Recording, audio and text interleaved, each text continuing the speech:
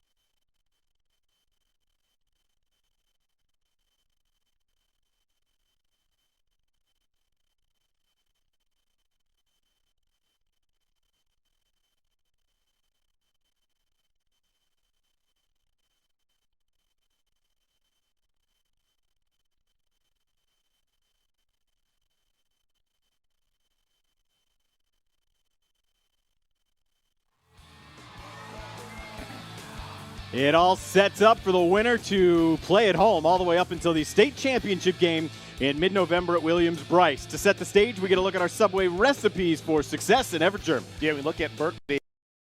We talked about it last week, a big effort on the ground, so they got to make them multi-dimensional, not let them just continue to pound them. For Cane Bay, they have to be diverse. They have to be able to run and throw the football. Berkeley's going to put anywhere from 8 to 9 guys in the box, so it's going to be very key for the Cobras to establish a passing game. They threw the ball twice in 62 plays, did the Cobras last week, and had very little trouble putting up about 600 yards of offense. Berkeley's kicker, McMurray, has been dealing with a little bit of a hamstring, so no more deep kicks for him. And Cane Bay will have the ball just shy of the 40-yard line for their first possession. Cane Bay team that's averaging 328 yards, rushed for 3,000 yards on the year. Only 52 yards a game through the air. You see Chris Copeland at the top right there. He is still going to be handling the quarterback duties, despite the fact that R.J. Roderick, who is committed to South Carolina, he is back after missing a few weeks with a back injury. And we expect to see Roderick, fortunately for Cane Bay, on that side of the ball. It's a situation for that young man. They thought he was out with a season-ending injury, but give him a credit. He's been able to come back quicker than expected. Mac Dudley, the junior, who has taken over the B-back role, and that is what needs to get established for the triple option to work here as we look at the Silverado starting defense for the Stags. According to Randy Robinson, 68 and 66. Jaylene Thompson, Jaden Miller, key to that defense here tonight. Big guys in the middle. He said if they can win on most snaps and don't give up anything up the middle on that dive, then we should have some success tonight. And as we both know, Darren, both teams want to establish the line of scrimmage. They want to take control with the linemen. So whoever can win the battle in the trenches probably is going to have a pretty good opportunity to get the win tonight. Here is Chris Copeland now, carrying the ball just loosely, and it pops out of his hands. Trey Morrison has it go right into his bread basket. He'll take it back 5 yards, down to the 28. And the first break of the night goes to the Stags. And you mentioned it, Darren, kind of carrying the football like a loaf of bread. You have to carry it high and tight.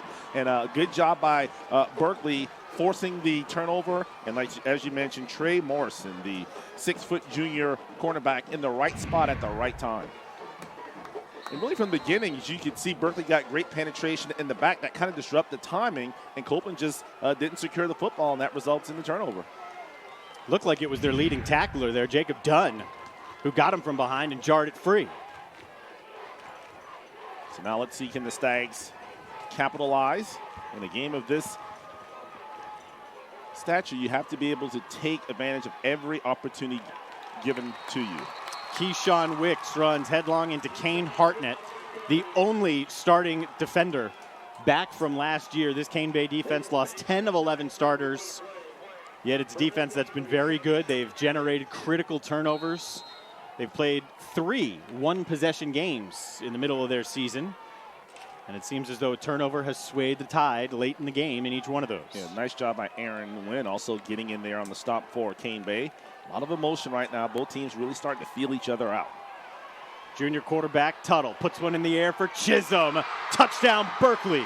And what a start for the Stags. We talked about it, both teams wanting to run the football, but man, the diversity of this Berkeley offense. What a throw from the quarterback on the spot. Actually kind of threw it kind of short. He had to wait for it, Darren, but fortunately able to get it over the secondary and into the end zone for a touchdown. Berkeley Electric Cooperative Touchstone Energy touchdown is the 14th thrown by Tuttle and the 9th that Chisholm was on the receiving end of. Chisholm has 13 total touchdowns now, and I think McMurray's going to have a bit of an easier try at this extra point now. You have to figure out something a little bit of nerves, Darren. It's a big game, an opportunity to win the region. Like you mentioned, possibly get the top seed in the lower state. But Berkeley has come out and trying to, as we say, flex their muscles right off the rip, getting the big turnover. And on the second play, airing it out for a touchdown. Randy Robinson told me today that he's actually, if anything, had to tone his guys down. This extra point pushed a little bit wide. I think Cane Bay got a hand on that one and blocked it wide. So McMurray shanks one with the help of a little bit of a block. It'll be 6-0 Stags as we check in with the third member of our crew down there, Josh Rogers. Hey, yeah, huge matchup here in the Low Country, talking about playoff implications, possibly 2 home games if you win this one. And, of course, RJ Roderick cleared to play today. We'll talk to the Cane Bay coaching staff about what went into that decision. Back to you in the booth. Appreciate it, Josh. They were very concerned about Roderick. It was a back injury, so they had him not only not practicing or playing, without any type of activity. He couldn't run, he couldn't jump. Let's take a look at the replay, Darren, and it looked like Andre McCollum, as you mentioned, got a hand on it and just enough to push it wide right. So let's see if that probably comes into play later on in the game. Every point, every yard, crucial in this title bout.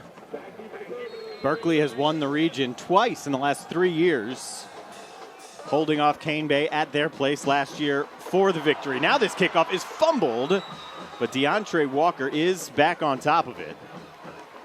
Wow, a very jittery start for Cane Bay. A turnover on their second play from scrimmage and a near turnover on the kickoff following the touchdown for the Stags. Which you really wouldn't expect. You're playing at home. You have your home crowd here behind you, but kudos to the Berkeley Stags. I mean, we take a look at the away stands, and it's packed there, and the band's over there. I mean, they have come out. The community of Moncks Corner smells another region championship. Kind of back to the old days, right, when Berkeley was dominating, except back then they looked like Cane Bay. Yeah, when they had Dr. Jerry Brown. That's right. Leading the way. Here's Dingle now as he cuts his way back inside, and he is chased down by the defensive end Xavier Watson after a solid run of about 5.5. So you got off to a rocky start. You had the turnover on your first possession. Now it's all about how you handle adversity, how you bounce back from that opening drive. So obviously with Russell's air here, you want to get a couple of first downs. So you want to end it with some points, but just allow your defense to settle down, tell your offense to settle down, and just do what they've done all season long. 2nd down and 5. Walker was the motion man. Up the middle it goes with Mac Dudley. First year starting at the B-back spot for Dudley. Had fewer than 100 career yards in his first 2 years. Sets up a short 3rd down. We're going to crunch the numbers here, brought to you by Heritage Trust Federal Credit Union. Trust is everything. For the year, Berkeley rushing for 242 a game, but they're the more balanced of these two teams. They just happen to have an unstoppable ground game last week. Here's Copeland now. He reads it. He jumps to the outside, and he's off to the races. Chris Copeland is gone. No one catches Chris Copeland.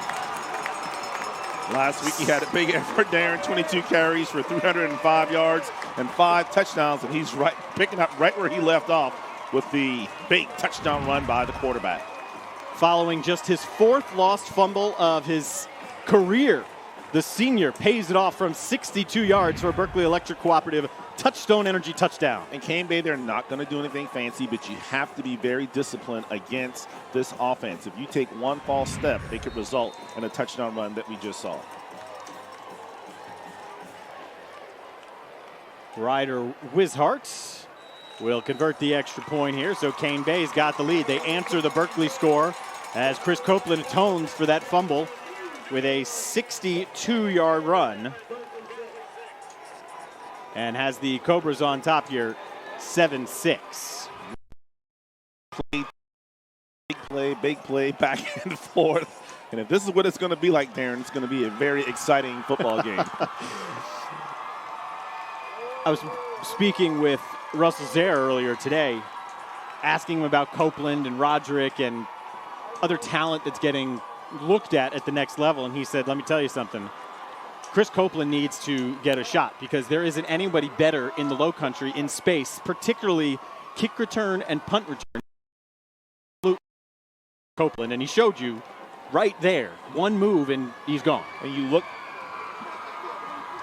Your Zaxby's fans, Cam. I guess it's camo night here for Cane Bay. They put a stag head on a stick.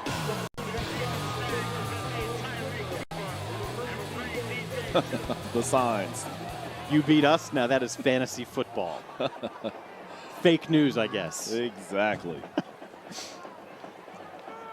Big plays for both teams. And again, we talked about our Subway recipe, but if you can take off for 62 yards, then you don't have to throw the football because you can just simply run it down the Stags' throat. Well, and that was your point. Make them throw the football. If it is going that easily for Cane Bay, an option team is fine not throwing the football. Right.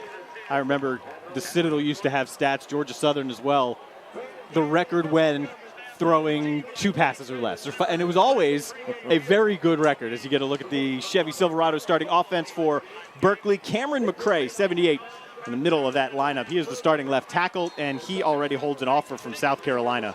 6'5", 310-pound junior. Good size, needless to say. Paves the way. Going up against this Cane Bay defense, brought to you by Chevy Silverado as well, a defense that returned just one starter from last year. It was Kane Hartnett.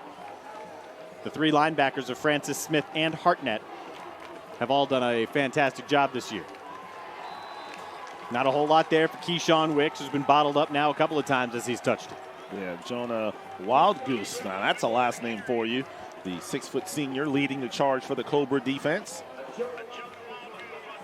Like you said, when it comes to being able to throw it and run it, obviously Berkeley has the advantage in that situation. But defensively, they're going to have to take away something. Tuttle's throw is kind of short-armed a little bit. He wanted to get it in the hands of Chisholm. I mean, when you compare Chisholm and Copeland, you're talking about arguably the 2 most dynamic players in this region. And they definitely do something different. But when you look at Copeland, you have to wonder, Darren, if maybe Copeland were maybe 2, 3, 4 inches taller and maybe about 10 pounds heavier, if he would be getting those types of looks. But when you look at him, you could see him succeeding in a place, as you mentioned, like a Citadel or a Navy or Georgia Tech that kind of runs this offense. Pocket holds up nicely there for Tuttle, who hits one of his favorite receivers, Alec Wyndham. On 3rd down and 9, they move the chains. That's the 18th grab for Wyndham. Oh, man, Wyndham, a nice-looking receiver. Nice job by Tuttle, standing tall in the pocket and delivering a throw. This is my first time seeing Tuttle, and so far I've been very impressed with what I've seen from this young man. I'll correct myself. Our crew was right on top of it. Dervon Pesnell was on the receiving end. 7, not number 8. Second leading receiver on the team. Give a big tip of the cap to our crew. This is the final game of Friday Night Rivals, driven by Low Country Chevy dealers. We'll again have the state championship for you as well. But in terms of regular season package, this is it, and they've done a fantastic job building off what we did last year as Wicks picks up about 3. Yeah, Mason Brown, one of the first Cobras there to step up and stop Wicks. And you all know about what Wicks did last week with the 350 yards on the ground. So you definitely don't want to get him going, because if you have to put 8, 9 guys in the box to stop him, that's just going to open up the passing game for Berkeley. On 2nd down, they'll try and get it off to the edge. What a leaping athletic grab there. And then stumbling forward for Cam Myers to pick up a 1st down. And that ball was thrown behind Myers. And like you said, give him credit for being able to kind of go high and behind him and bring it down and secure the football and pick up a 1st down for the Stags. Second possession for Berkeley. Their first one began inside the 30 of Cane Bay after the Chris Copeland fumble. with R.J. Roderick out there playing safety, and right over the end of that play, he won't be credited with the stop. That'll be Wynn's tackle. 3 more yards there for Keyshawn Wicks. You know, when you think about this Berkeley offense as well, Darren, because of, the type of offense that Cane Bay runs, your possessions are going to be very limited. And they like to go on those long time-consuming drives, so you definitely have to make the most out of every time you get the ball because you may not get it that often tonight. Similar looking play, this time to the left side and to Chisholm, who got a little bit there as he was pushed out of bounds, but it took a while to develop. Bumped him out of there. And Pesnell with the wide receiver block down the field. Good job by the wide receivers. You always like to see those guys block down the field. Shallow block, kind of get in front of the cornerbacks to allow their teammates to pick up some additional yards. That was a nice job by Pesnell, because had he not done that, that play possibly could have gone for either no gain or a loss. Junior quarterback rocking the sports specs here. On 3rd down on the move, he is on target to Cam Myers. Their second 3rd down conversion of this drive, which has now spanned 8 plays as we check in with Josh. Hey guys, joined by Dr. Gerald Yaden of Yaden Chiropractic. Good to see you again. Thank you for joining us. Yeah.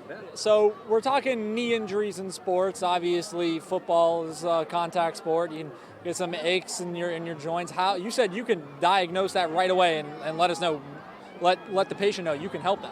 Absolutely. The program that we use in the office, we can find out if we can help someone on that very first visit. That way they're not guessing when they decide to get care. And that's really important. All right, so let's take things here to the field for a second. R.J. Roderick cleared to play, injured back. What goes into clearing a player from a broken back? They kept him out of practice all week. Well, you want to make sure there's no neurological damage. You want to make sure that if he does get hit again, it's not going to paralyze him. That's the big thing. Well, thank you so much for joining us. Good to see you again. Back to you guys in the booth.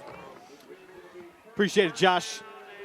And in order to clear him, they took him up to Columbia on Monday because he is committed to South Carolina. He'll be a defensive back for the Gamecocks.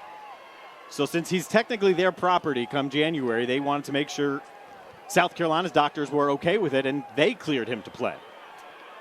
On the run against his body, there's R.J. Roderick. And that's why Will Muschamp is excited to get that young man in a Gamecock uniform. Big hit by the 6'1 senior, 213 pounds, Darren. Perfect timing, didn't get there too early, and able to essentially blow up the wide receiver. It's a pretty good adjective for it. And this is his first real contact in 4 or 5 weeks. He just started light contact in practice on Monday. And it's amazing. We'll talk about Roderick. Tuttle has to kind of get on his tiptoes there and then throws it out of bounds.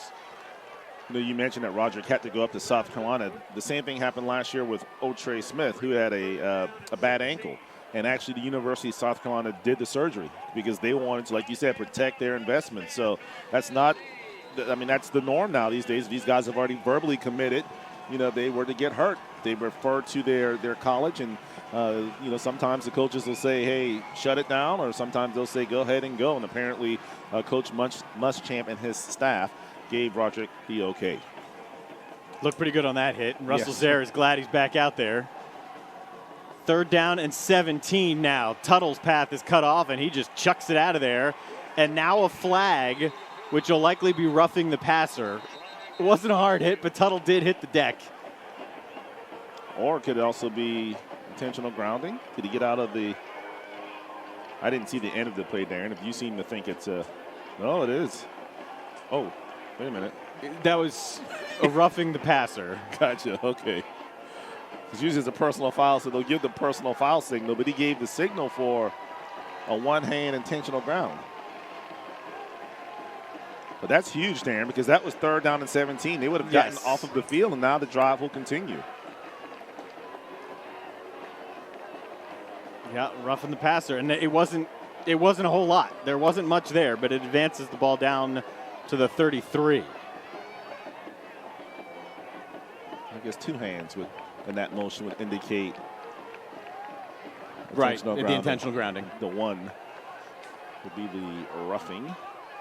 So another big break for Berkeley. Of course, they got the turnover on the first drive for Cane Bay. And now a drive extended because of a penalty. This will be the 11th play of the drive that started at their own 20. It's been a very deliberate drive. They've converted on a couple of third downs and one via penalty most recently. Here's Wicks as he dances to the outside, then cuts it back downfield. Worked hard for 6. And speaking with Mal Lawyer, one of the assistant coaches for Berkeley before the game, he said, before the season, they really didn't think much of Wicks. They knew he could carry it okay, but all of a sudden he's blossomed into now potentially a Division I prospect. His field vision, as we take a look at Coach Lawyer, Mal Lawyer right there with the orange hat turned around backwards with the blue jacket. But yeah, they're very impressed with what Wicks has been able to deliver for them this year. Tuttle throws one that was hotly contested by Andre McCullum. McCullum, part of 4 new starters there on the back line, and Russell Zare said those are the guys that have impressed him the most. McCullum on one side, Samuel the other corner, and Cameron Cullens, his strong safety. He said those are the guys that we didn't really know what we had coming into the year, but wouldn't be where we are without them. These guys have matured quickly, and obviously it turned into solid football players. They lost that opening game to Ashley Ridge 34-20, but they've really been lights out since then, Darren, winning 8 in a row. And they've played some close games. Berkeley has played just 2 of them. Just 2 one-possession games. They lost their opener at Daniel and then beat Hilton Head by 1 score. So Berkeley has been more of the dominant team this year. And they're going to face a 4th down here. I think it's safe to say when you're coming off a performance where you've scored 73 points, that's getting it done offensively. 500 yards rushing last week. Speaking of 73 points, of course, another big game in the Low Country tonight. Somerville and Fort Dorchester. You think Fort can get to 70? I don't know about that. Somerville's pretty good. There's 4th down. Wicks has it. Forward motion clearly had him leaning down close to the 20, so the drive will extend. So what a perfect night, Darren, for high school football. There's a little chill in the air. It's good to see the fans come out for both schools. This is what it used to be like in the Low Country, and slowly but surely, high school football is becoming the thing once again to do on Friday nights. And Berkeley was always such an integral part of the storyline of high school football down here. And then there were a couple of un-Berkeley-like years. Right. A lot of that had to do with Cane Bay opening 10 years ago. Exactly. Taking some players. Here's Chisholm now. 3rd reception for Chisholm as he gets a nice block on the edge. It was too nice of a block. It drew a flag, and he's out of bounds inside the 5. Pesnell is the one who got flagged for it. Now, I sang his praises earlier in this drive about blocking down the field. That time he got him right in the back and kind of rode him out of bounds. And because of that, the blocking in the back will negate the big play by Berkeley. But he does get an A for effort. At least he tried to block, as we see the block right there. And the official just calmly just dropped it with no problem. Yep, he was standing right there, didn't have to throw it. So 10 yards from that spot, will be back at the 31. 14th play of this drive now. And there's still, you would think, a 14-play drive.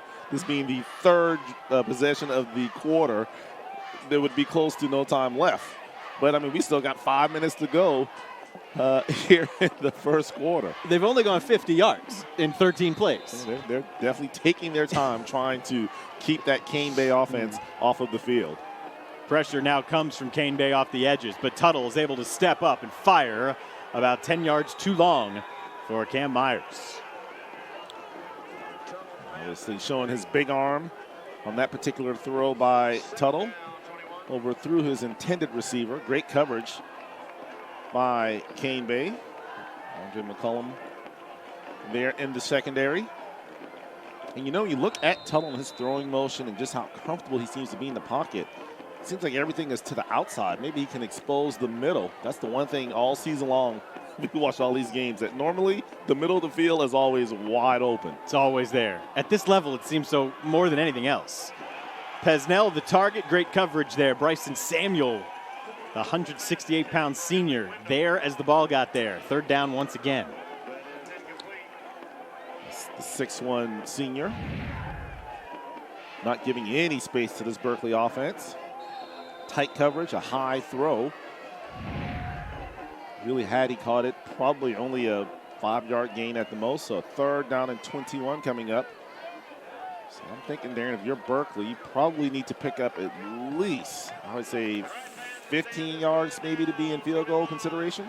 Yeah, and McMurray, again, is dealing with a sore kicking leg. So it's Wicks. There's your middle. He breaks one tackle, bounces free from another, has the first down as he is eventually dragged down by D. Francis. A back-breaking, heart-ripping run against that Stags defense here for Wicks. Good trap, kick-out block right there. Wicks able to explode through the middle, avoid that first tackle, drag 2 defenders with him, and pick up a big first down. You don't see that every day, Darren. On a 3rd down and 21, a run up the middle that results in a first down. Big offensive lineman, though, with the kick-out blocks that just really opened the middle for Wicks. Cane Bay wants a timeout, and we will step aside with him. 4 minutes and 33 seconds on the first quarter clock. We are getting set for the 18th play of this Berkeley drive.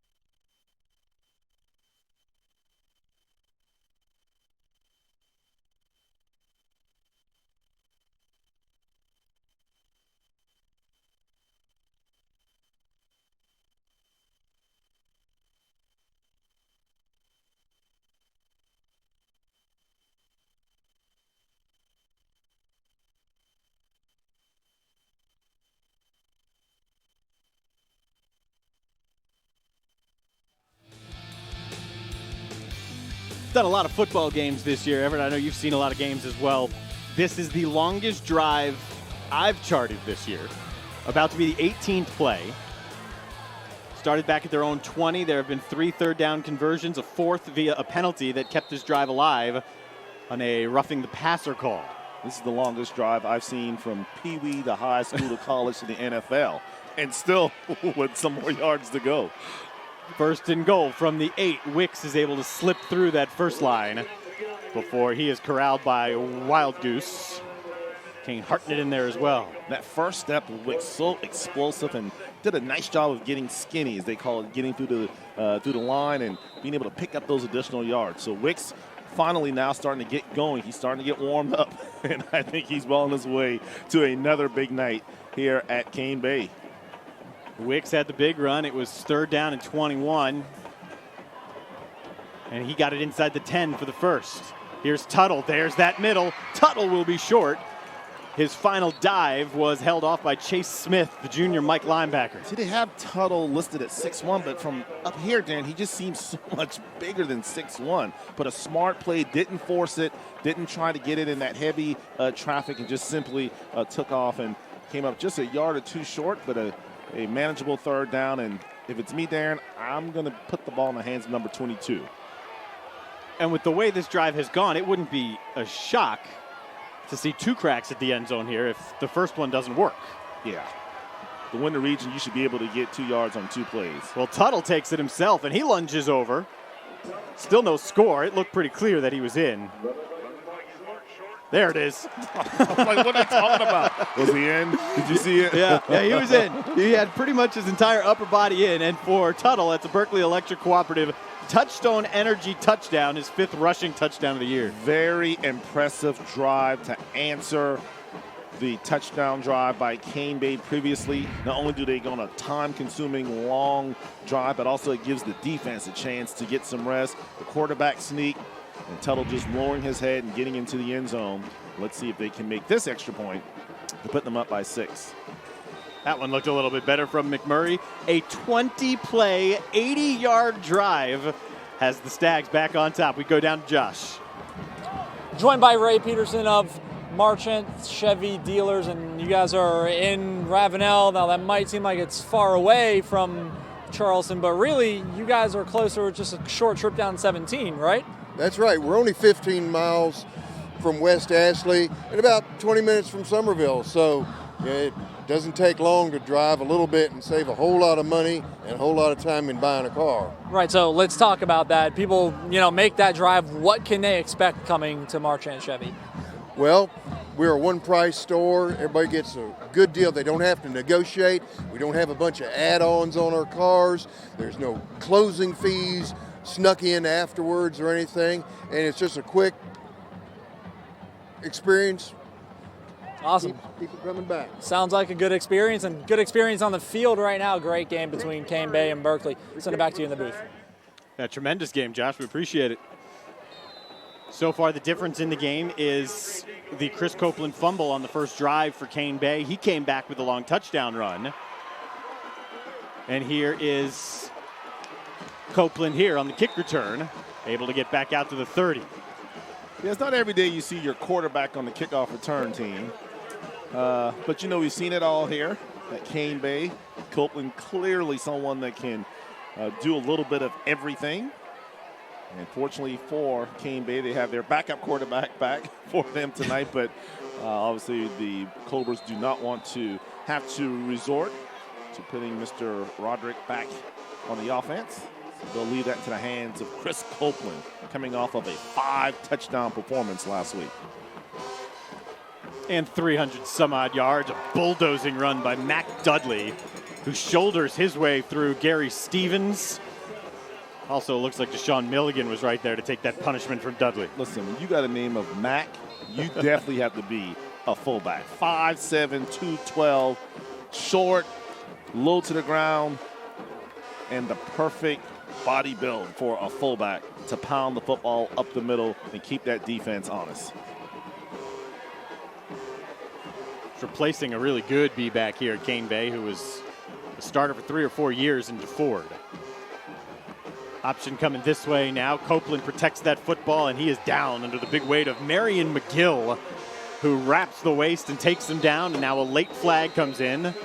There was a little bit of jawing out around midfield. Yeah, McGill, he's only 6'4", 285 pounds, but a good job getting great penetration, turning it back to his teammates. And 1, 2, 3, 4, 5 white jerseys there to swarm Mr. Copeland. These referees have been busy tonight. Yeah, after the first 2 drives were pretty clean, the last 2 have now been filled with some penalty markers.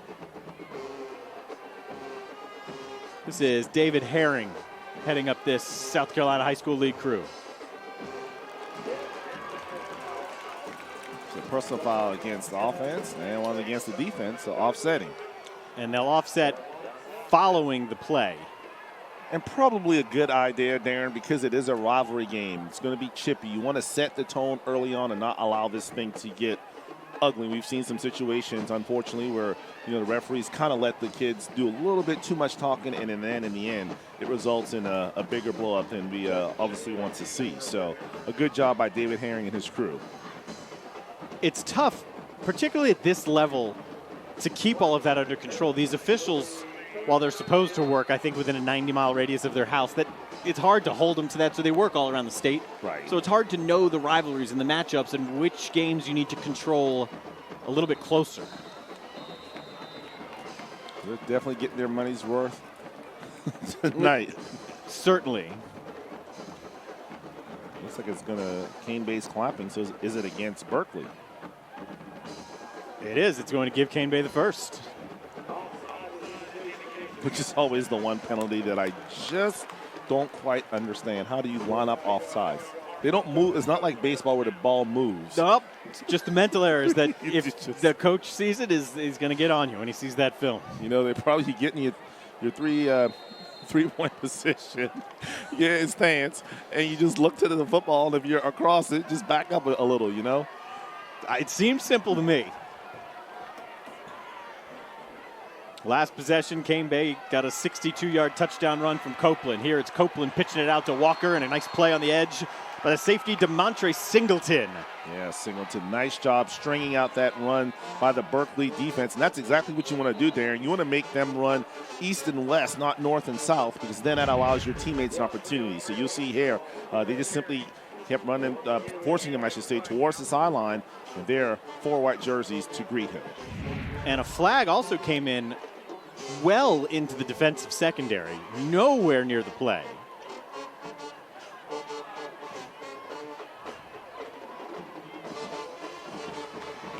See, this is where you have to be disciplined, because you're hurting your team. I understand wanting to play hard, and it's a rivalry game, but you can't get caught up. You have to stay within yourself. You just cost your team 15 yards. Well, we don't have David mic'd up tonight, so we can't tell who has committed these penalties, but 2 unsportsmanlikes, and you're ejected from the game. Right. You said it came from the secondary, so I wonder if it were after the play. Maybe a lineman that was blocking down the field just a little too aggressively. Well, there's no question it's a rivalry. The student section was here and loud early. Yes. Very loud and with choice language. I think straight from the last bell of school to the football stadium. They're ready. Waiting. They're ready. Cane Bay's eyeing that region title off the best year in program history. They can make it one better this year. Here goes Copeland. Trey Morrison stays home to take him down, and that's a lot easier said than done when you're trying to tackle Chris Copeland. Especially in the open field when you're on the island by yourself. So we know how shifty Copeland is. So a nice job by Trey Morrison, not over pursuing, staying within himself, breaking down properly, and coming up with the tackle. 2nd down and a mile here. They've got 24 yards to go. I would imagine that's not a position you want to be in, is seeing Copeland run at you and you're just out there kind of by yourself. Hoping that you make the right read. They got 2 men out there. Gary Stevens slows his progress, but even with 2 men, it's hard to eventually get him down. He picks up about 9. You saw the toughness by Copeland. Most quarterbacks will just run out of bounds. He tried to deliver the blow to the defensive unit of Berkeley, and I like that. Don't run out of bounds. Let them know you are here to play. You're here now, will be in the future, and it's going to be a long night trying to contain Mr. Copeland. Because he was out of bounds, there will be one more play here in this first quarter.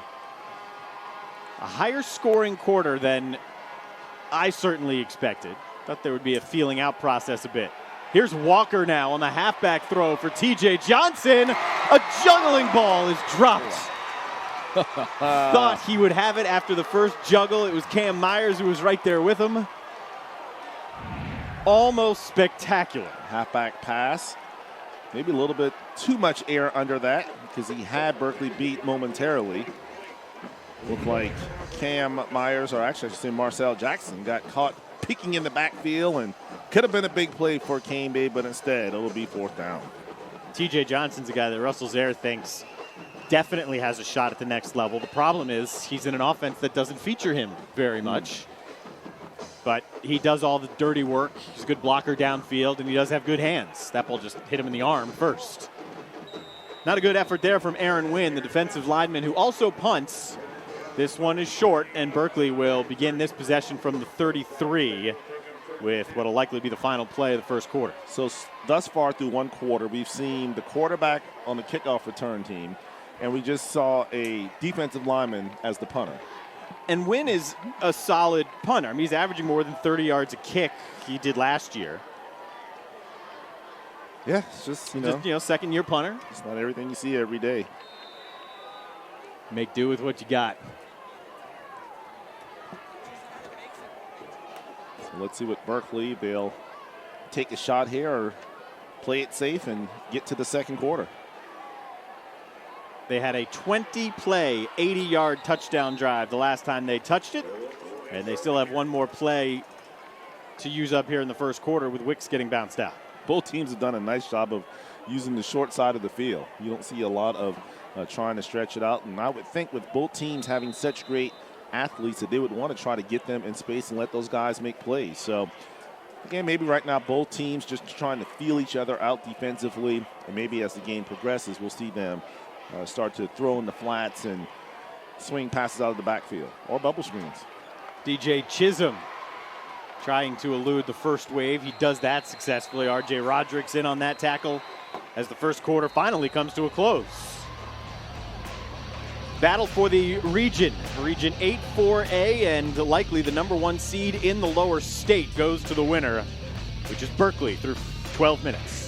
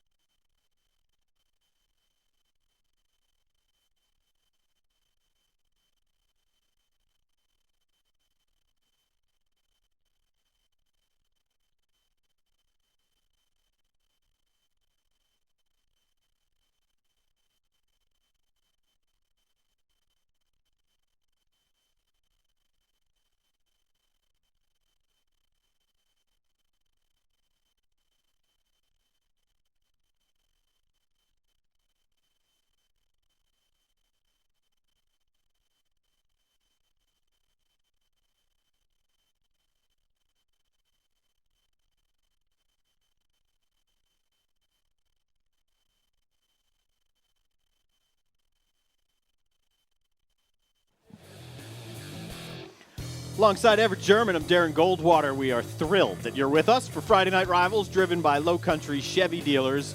It's the game of the night. There are a couple of games that will decide their respective regions tonight. On paper, this looks like it's the best matchup. Somerville and Fort Dorchester also playing for the region. The question is, as good and as improved as the Green Wave are this year, how long can they hang with Fort? Can they give themselves a chance late in the game? Yeah, we could just basically not be out of the game by halftime. That would give you an opportunity. But as we've seen all season long, Fort has basically just destroyed people in the first and second quarter. So Joe Call has a big task tonight, and I'll hop on Twitter here pretty soon and see if we can find an update. Hopping on the field is Keyshawn Wicks. Roderick spins him down after a first down run of about 15. Just got an update that Ford is up 7-0. I know, Darren, I know you've been off the past couple of games doing your college broadcast, but Dean and I told Dean that I thought Fort would win by at least 3 touchdowns. Dean seems to think it'll be a closer game, so we'll see what happens. I would like it to be a closer game. I think that would be good for local football if it is. Yes. Here's Wicks. Nicely done by the defensive line to get in there immediately and take him down. That's Mason Brown off his edge spot.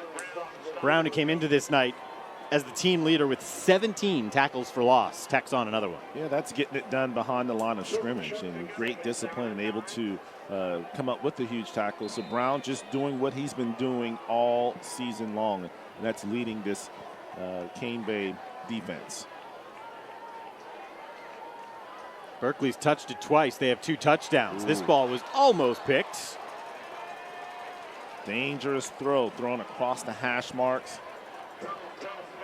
Had he read it a little sooner, he probably could have shot the gap and intercepted for a touchdown. Simple enough. Text subs to 44332. Offer ends pretty soon, huh? 10:27. That means it ends now. It ends tonight. This is your last shot. Exactly. To text subs to 44332, and you can get 2 6-inch fresh values meal, only $12. 44332 is the text number. Message and data rates may apply. All right, on third down, an out is caught, huh? Wow. On the edge by Chisholm, the body control. Another third down conversion for the Stags, who have been making their money tonight on third. You know, some of Tuttle's biggest throws have come on third down. He's delivered, seems like just about every time. That's not a lot of room to maneuver, and a nice catch there along the sidelines. That's another first down. Very impressed with Tuttle and his ability to throw the football. Randy Robinson said his year on JV last year to learn the system was vital for him. And this year he's gotten better almost every week. It helps when you've got Keyshawn Wicks breaking out of one in the backfield and rumbling his way for 11 more yards and what should be another first down. It's very easy to be able to step up in the pocket and complete passes when you have a running back like Mr. Wicks. So because they can't, you know, they have to try and stop him. And if they have to bring that safety down and put 8 or 9 in the box, that means he's got one-on-one on the outside. And he's been able to take advantage of it thus far. So the Stags driving once again, Darren, trying to add on to this 13-7 lead. Kane Bay hasn't stopped the Stags yet. First and goal here. It's Wicks who reads Hartnett on the edge, cuts inside of him, and picks up 5 as D. Francis, the junior strong side backer, registers his second tackle of the drive. And right now, the offensive line of Berkeley definitely winning that battle in the trenches. It seems like Wicks is getting, or the running backs for Berkeley, 2, 3, 4 yards down the field before they even get touched. So that front four of Kane Bay, they're going to have to step up big here and potentially, hopefully, for their sake, hold Berkeley to a field goal attempt. Russell Zare said the best part about his defense, they'll give up the yards, but once they get into the red zone, they clamp down, they get a little bit more diverse in what they're doing. But can they stop Keyshawn Wicks? Gets out of an ankle tackle and is then dropped by Aaron Wynn, senior end, to bring up third and goal. And as we talked about, the senior defensive end also serves as the punter. And that time he's did a good job of simply coming across the line of scrimmage. You don't want to pressure too far up there. You want to kind of let them come, because if you overrun, that leaves up those gaps. And we've seen Wicks and his ability to take advantage. It's the Zaxby's fans cam, and there was a lot more energy when it was scoreless and when Kane Bay had the 7-6 lead. They'll get going when they see that red light pointed right at them. You're on TV on our Zaxby's fans cam. They come with a backup running back on third down and goal, and Tyreek Cooper isn't going anywhere. Looks like, who's that getting off the bottom? Looks like Mason Brown, and also his teammate Mr. Wynn with the stop, and that will force a field goal attempt. And you called it, Darren, that bend but don't break mentality by that Kane Bay defense. It's Berkeley able to run the ball and pass down the field, but once they got inside the red zone, not able to finish off the drill with a touchdown. 26-yard try for the kicker named to the North-South game earlier this week, and this one's pushed. Wow. So Kane Bay comes up with that huge defensive stand. They allow Berkeley to march from the 33 down inside their own 5, and the Stags don't get any points for the first time tonight. And that's 4 points that they've left on the board with the missed extra point, and now the chip shot field goal.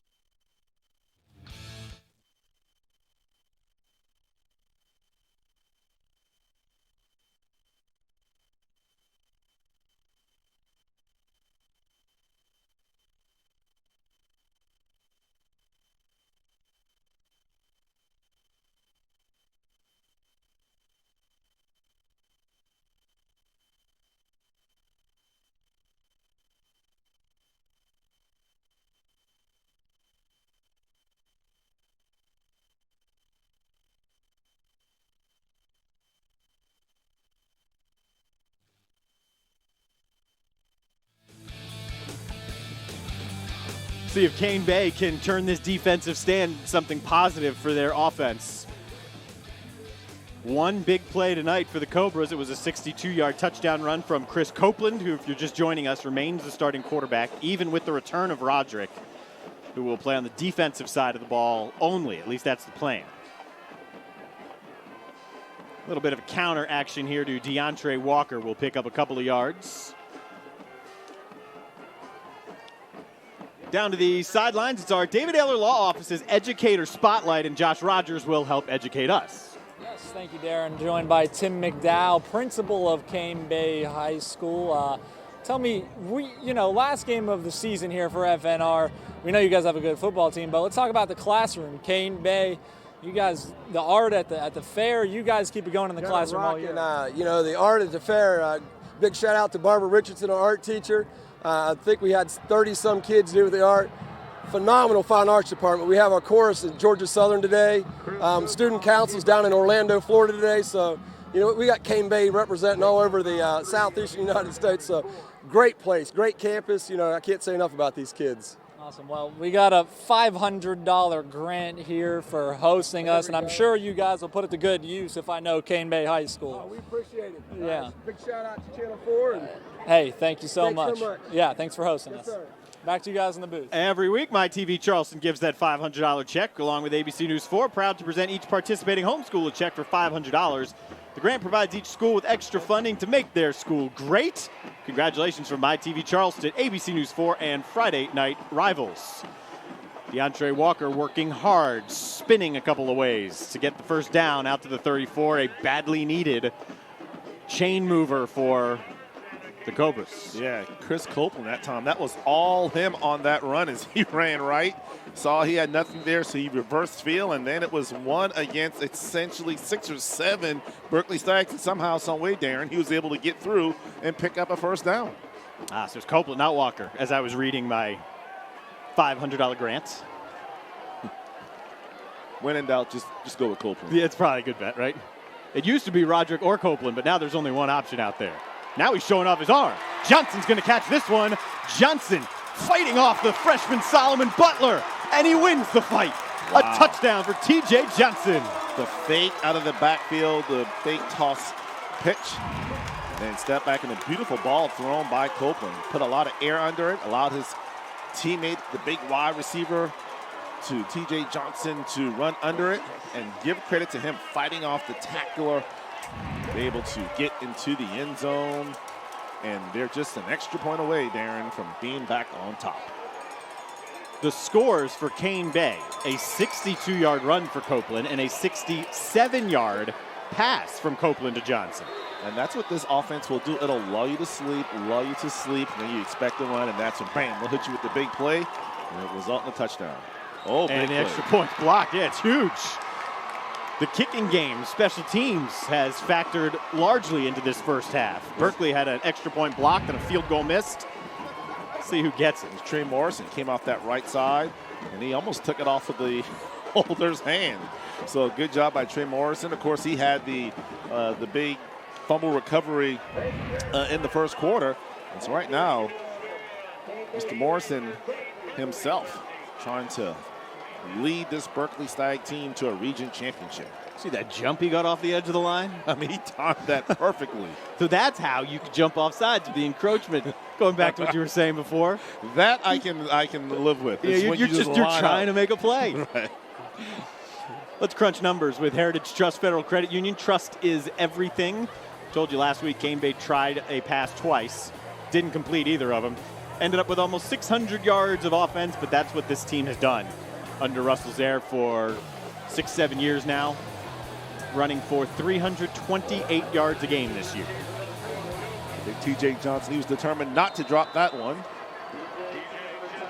It's the second pass of the night, and that one resulted in a touchdown.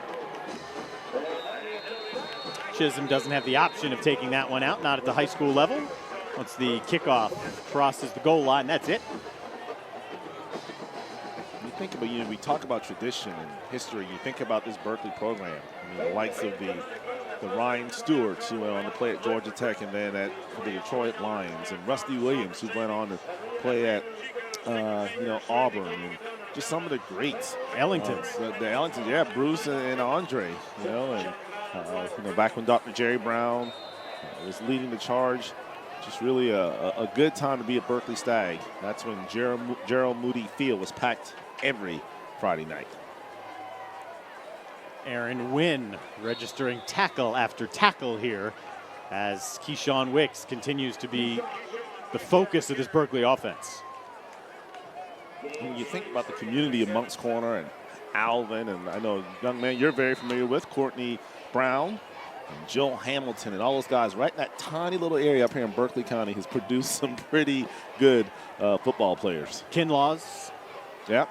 Preston Prelo, who played for the Redskins for a while. That's right. In Virginia Tech. Cam Myers rips through a couple of potential tackles, finally picking up the first down as Chase Smith caught him. Myers has been the favorite target in the passing game of the Junior Tuttle. And it seems like Berkeley's had their most success, Darren, tonight when they've really been throwing the football. So when you throw it like that, that kind of gets everybody off of that line of scrimmage, which then will open up the running lanes for the running back, Mr. Wicks. So good job by the offensive coordinator and the offensive staff of Berkeley mixing it up and keeping this Cobra defense on its heels.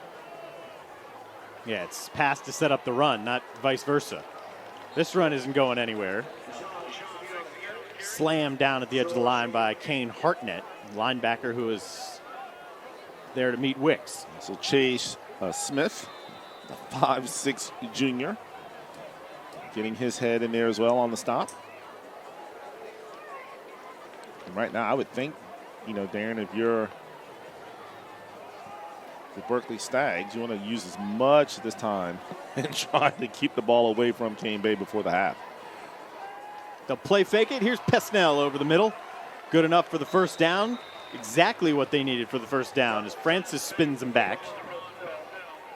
When you look at these two teams, say, watch film, try and anticipate what happens in this matchup. You have a balanced offense in Berkeley, the option team in Cane Bay. You would think it's the option team that is controlling the clock, that's staying out there for lengthy drives.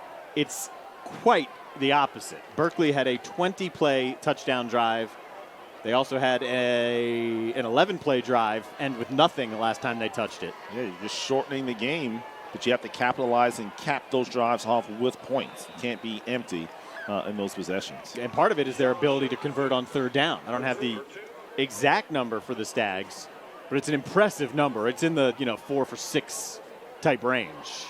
And it's almost as if, when they're running, they're trying to get 3-4 yards, just, again, being very patient. And then just when you kind of think they're going to hit you with the run again, that's when Mr. Tuttle will throw it down the field. Here's Myers. He's got the block from Butler on the edge.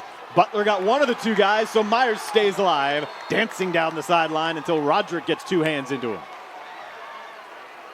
Nothing fancy there, Darren. Just she throw it out there in the flats, get some blocking down the field, and make a play. And that's exactly what Berkeley, as you can see, no defender in sight on that particular pass. Yes, everyone had kind of backed off, and Roderick there with the touchdown-saving tackle for Cane Bay. I saw it at the end of that replay. That's a dangerous spot right there. The pit, I guess, for track and field. Maybe. Either that or it looked like it was a drain of some sort. I was thinking the same exact thing, Darren. Yeah, you're right. It's a drain. You can see it on the top left of your screen by the 20-yard marker. The right of that David Ayler sign. Wicks eludes the first rush. Hartnett pounds him down. About 7 more yards for Wicks. You just keep pounding and pounding. And, last week he carried the ball 23 times. So you kind of have a feeling he'll do whatever it takes tonight. If it means carrying it 30 times or 35 times, whatever he needs to do to get this Region 848 title for Berkeley. It would be their second straight under Randy Robinson, who's in his second year. Tuttle doesn't like it, dancing around. Flag comes in, and he goes down under Hartnett. It's never a good idea when your offensive linemen have stopped blocking and they've kind of turned back to walk towards the huddle, and then you leave your quarterback out to dry. Is the penalty flag that coming late? During the confusion. Stags have been hurt by penalties, but they've been able to overcome them for the most part. Cameron McCray, 6'5", 310 pounds. That's a big boy, Darren. Yeah, that's the one who's got an offer from South Carolina, only a junior. He's got a 4.0 GPA. He's planning on majoring in engineering. Let's just hope he doesn't text to Subway and wins subs, because that would not be good for Subway if he won it. One day he'll be on a college campus where he can get all the food he wants. Exactly, and some.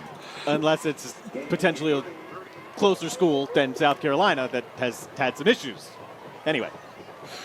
So, yeah, that's the one thing. Those training tables are just obviously a perk of being a college athlete, and just being able to eat when you want. And just, we're not talking eating, peanut butter and jelly sandwiches. Those We're talking spreads. steaks and, any protein, whatever you need, they have. Another big third down here for the Stags. Tuttle's got all day, but he's got to get out of there eventually, and that'll be well short of the first down. That's a coverage play. And Tuttle was so smart with the football. He doesn't throw it into danger, doesn't throw it into the high traffic. He didn't have anything there, so he tried to buy some time, which he did, and they're able to roll right. But, yeah, that's a pass that was well short of the first down. So that's the situation. Tuttle appears to be somewhat of a decent runner. I'd like to see him pull that down and try to get as many yards as he can, and then know that, it may be 4th and 5th, or 4th and 5, if you were able to pick up any yardage, but he wasn't. So now 4th and 10 coming up for the Stags. And they're probably out of field goal range, even with a healthy McMurray. So they're in 4th down territory here. Randy Robinson will burn the play clock, then call a timeout for the Stags. For this important play, the Stags will get the ball back to begin the second half. They've only been stopped once. It was their last possession. Similar to this, a lengthy drive. They just got inside the 5 and then got stuffed and they missed a field goal. But the tune's been the same for the Stags tonight. Long, time-sustaining drives that until the last possession had resulted in points. What a job Randy Robinson has done with this Berkeley team in his second year. Record of 17-4, was the Berkeley County Coach of the Year. As we take a look at some scores. Halftime, Somerville right there. Man, Dean may be on to something, as they only trail 7-6. Ashley Ridge all over James Allen 28-0. Goose Creek trails Stratford 13-7 in the final game ever at Wando Stadium. Right now, Wando defense not pulling its own as they trail to West Ashley 21-10. The new stadium, obviously, we've all heard it being debated. Has it been totally cleared to go out by Wando? Where are they going to play? I have not. I was out at Wando on Wednesday and spoke with Bob Hayes, the athletic director, and he said, yeah, they're going to tear it down, and you just hope that it's ready by next football season. And I said, if it's not, what are you going to do? And he said, I don't know. We may play at Blackbaud Stadium or at the Citadel. So I'm like, that'd be cool at Blackbaud. I don't think Blackbaud's going to let them tear up their field. Here's 4th down. It's not even close. Cam Myers is blanketed, and Berkeley will turn it over on downs. Yeah, in that situation, Darren, you got to at least give yourself a chance to make something happen. Throw it up, you might get a pass interference, but when you throw it out of bounds and not have a chance, you're guaranteed to not be able to pick up that first down. So back-to-back possessions now, this Cane Bay defense has prevented points from Berkeley. And it goes back to what Coach Zaire said, is basically, we just we let you take your time, mosey on down, but once you get inside that 30-yard line, that's when we mean business. And now Chris Copeland will try to strike right before the half, which would be huge because Berkeley will get the ball to start the second half. They come with the Mac. Dudley's got about a handful. Talk about playing at Blackbaud. I would imagine you're right in that they wouldn't be too keen on Wando on that field. Yeah. However, the Division II National Championship is played at the site of the MLS team in Kansas City, and it's a tremendous football atmosphere. Micah bounces off the first hit, spins his way for couple of yards there. That's Mac, not Micah. Mac Dudley. Gary Stevens applied the hit, the Stag linebacker. Well, this is a crucial third down here, Darren, because if they don't get it, you punt it back to Berkeley. We've seen Berkeley be able to throw the football behind Tuttle, so they've got to pick up 2 yards here because you don't want to pass the ball or have to punt the ball back to Berkeley, especially with Berkeley having 2 timeouts. Copeland reads it as he pulls it, gets away from Gary Stevens, and then he stood up. DeMontre Singleton up from his safety spot. And it'll depend on the spot. Right now, it looks like it's a pretty favorable spot. Jeez Louise. You talking about a favorable spot. I thought he lost a yard on the play. But I guess the officials saw it differently. So we'll go with what they saw, and it's first down for Cane Bay. All right, led by Damon Price right in the middle of that line. Just got enough. So the drive extender here with 1.5 minutes to play in the half. The counter now to Walker. Timing is so important in this offense, Darren. You know, you have to be precise. You got to be in the right place at the right time. As we take a look at that third down play, we see Copeland here. He's trying to dance around, and did they have the ball marked at the yard line? Because he never even got to the yard line. They put him about the 39. Gotcha. Pretty good spot. Fake the pitch to Dingle. And it's Copeland surviving, just briefly. And right now, look at that Berkeley front. And Mr. Mohammed Waheed saying, no, I almost had that little guy. Almost had him, but he's kind of got away from me. And give credit to Copeland, who's so elusive. He's so tiny that it's hard to kind of, get your hands around him. So good job of making something out of what appeared to be a big loss. 3rd down and 7. Cane Bay very content to let this clock run. This ball's fumbled now by Copeland, who lost one earlier in the game. And a huge momentum swing here. Berkeley will have a chance to add to their points as Waheed recovers the fumble. Yeah, he missed the sack on the previous play, but he replaces that with a fumble recovery. I'm sure he'll be happy with that instead. And with 17 seconds left and 2 timeouts and the arm of Tuttle, I would say definitely you want to just throw the ball down the field and see what happens here. So we see the replay here. Looked like the fullback never had it. Not a clean exchange between Copeland. And that caused the fumble, and now Berkeley will have it. A chance to get some points right before the half. And that's part of the issue when you're breaking in a guy who's not so accustomed to playing quarterback, particularly in this offense. Bad exchange can happen, although it's been a good few weeks now. Yeah. Straight drop back for Tuttle. He's going to take his shot with DJ Chisholm, who blows by the defense. Wow. How about that for the Stags? I would have to think the last thing the Cane Bay defensive coordinator said is don't let anyone get behind you. And that's exactly what happened there as Trey Chisholm just ran a fly route. Nothing fancy, just ran straight down the field. Roderick, the safety, he's got to get over there. You just can't allow that to be one-on-one. And he was late getting over, and that's why it's a touchdown for the Berkeley Stags. 41 yards to DJ Chisholm, his second receiving touchdown tonight. Recover a fumble and score. Stags have now done it twice in this opening half. And because of that, they've got a 7-point lead with 11 seconds remaining here in the quarter. And that's huge, Darren. I mean, not only do you have the momentum now going into the locker room, but as we just mentioned, they will get the ball, Berkeley will, to start the second half. So a chance to get back-to-back scores and stretch this game out some. So a bad mental mistake by Cane Bay.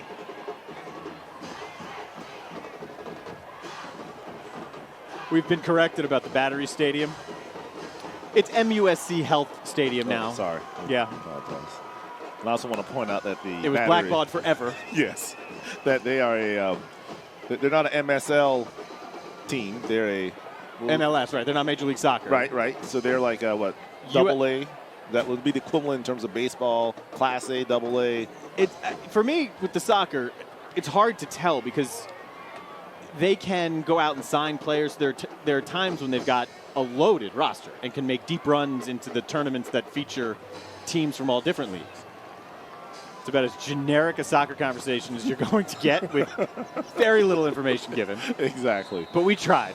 But let's just say that, yes, there will be a stadium in Mount Pleasant next year. This ball will be taken by Cameron Hardison. And my guess is Cane Bay would take a knee here and avoid further trouble in their own end. Yeah, that's one of those situations where I'm sure Russell Zaire could go back and do it again. I understand wanting to, run the play because you have that big play offense. You could pop one for a long run, but in that situation, maybe instead of doing an option, do a fullback give or a quarterback keeper, so that way you take out that chance for an error. But it is what it is. Now you just have to come out, regroup, make some adjustments in the second half, and see what happens here over the next 24 minutes of action. It's been a great ball game thus far by both teams. Dudley with the clock ticking its way down towards the half, and that'll be it. If you ask Cane Bay and Russell Zaire, based on our conversation today, he'd tell you mistakes are what killed him. 2 fumbles led directly to 2 touchdowns. Twice on those 2 receiving touchdowns, a player was behind his secondary.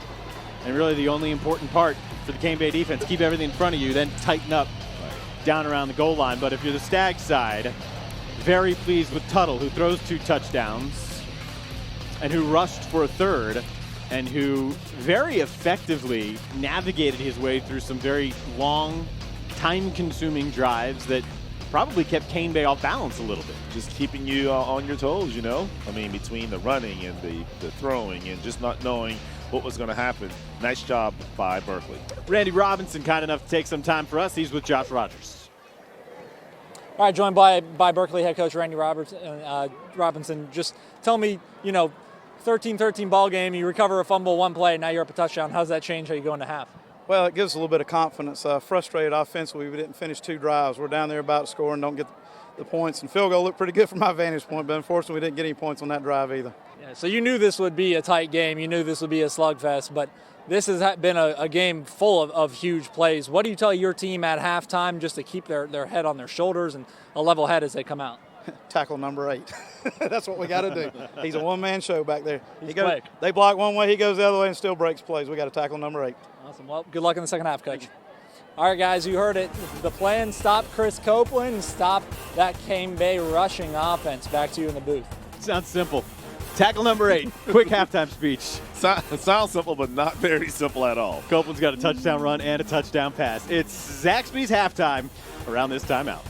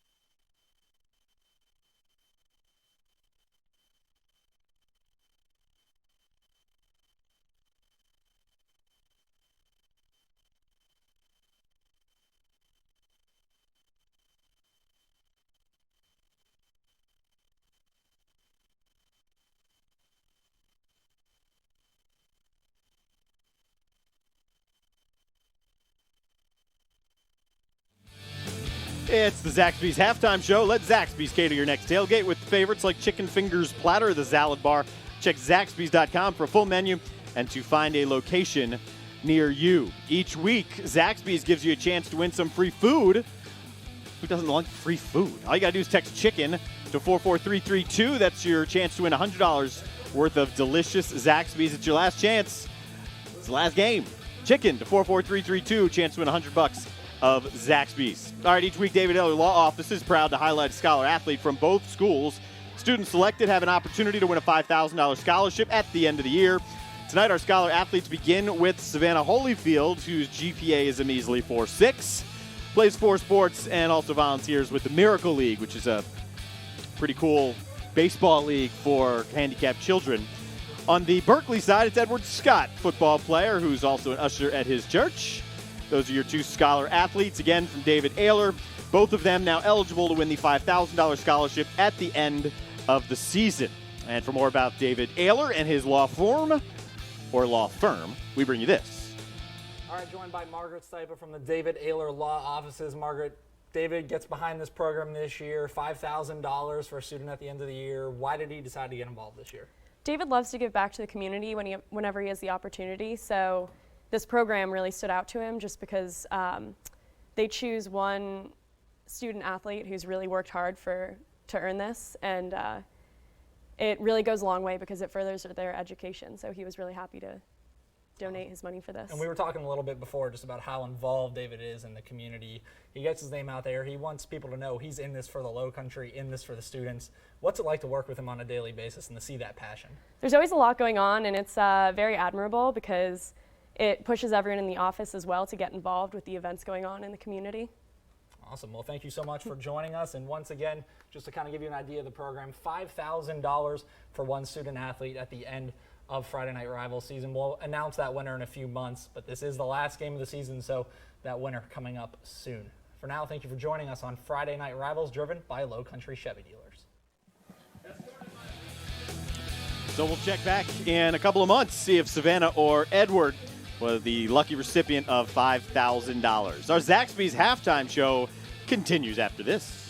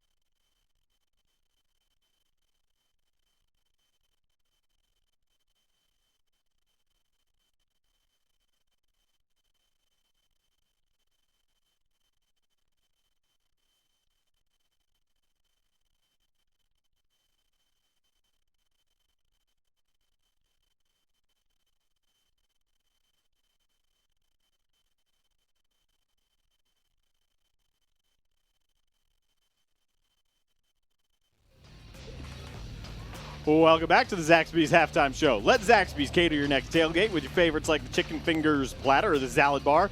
Check Zaxby's.com for a full menu and to find a location near you. Tonight's trophy is provided by All American Awards in Mount Pleasant. Been in business for over 20 years, and they're your source for corporate and sports awards. Remember, all American awards when you recognize excellence. We send it down now to Josh Rogers. All right, joined by Dustin Haynes from Heritage Trust. Let's talk about a little bit about your student branch here at Cane Bay High School. How long have you guys been here? Absolutely. So we actually have a student-run credit union branch inside of Cane Bay High School. The student branch has been operational for about a year and a half. It's actually our second student-run branch in the Berkeley County School District. So tell me a little bit about what you guys do during your open hours here at the school. Absolutely. So the branch is only open during the school's lunch periods, and it's open to students, faculty, and staff. And they can actually open a membership with the credit union, make deposits, withdrawals, and make loan payments. Definitely sounds like a good experience for these kids. Thank you so much for joining us. Guys, Thanks so much. Back to you in the booth.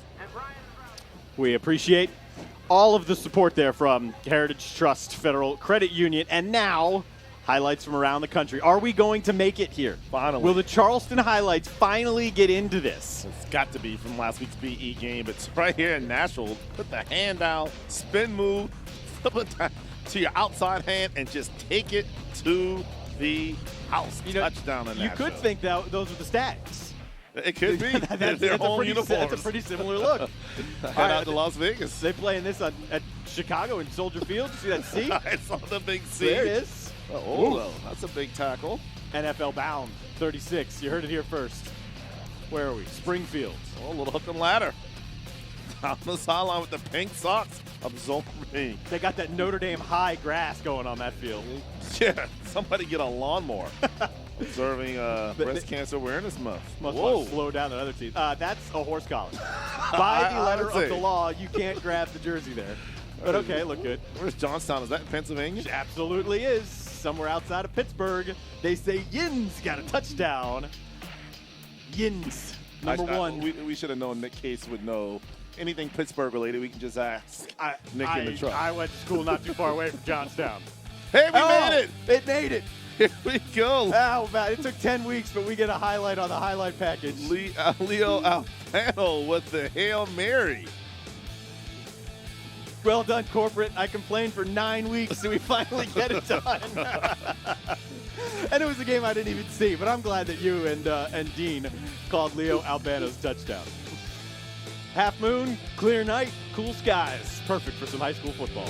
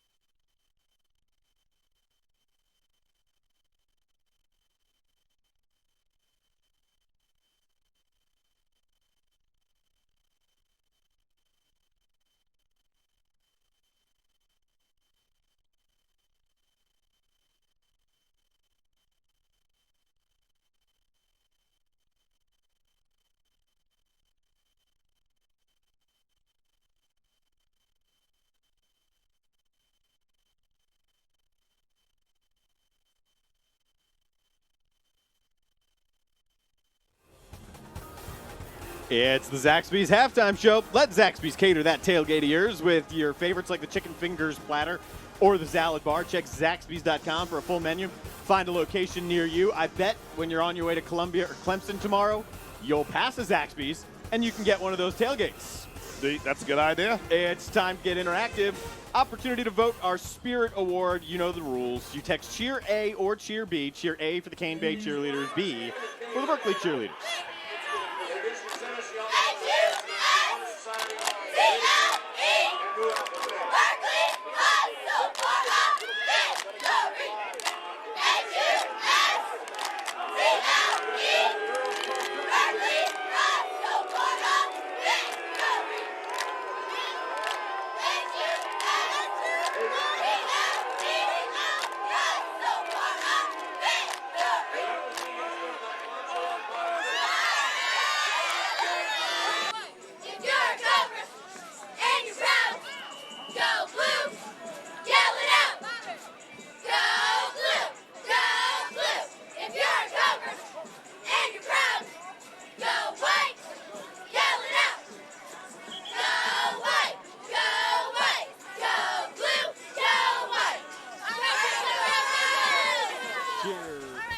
Cheer A if you like the Cobras. Cheer B to 44332. If you like the Stags, we'll give you results later on. All right, your updated scoreboard now. Stratford still leads Goose Creek.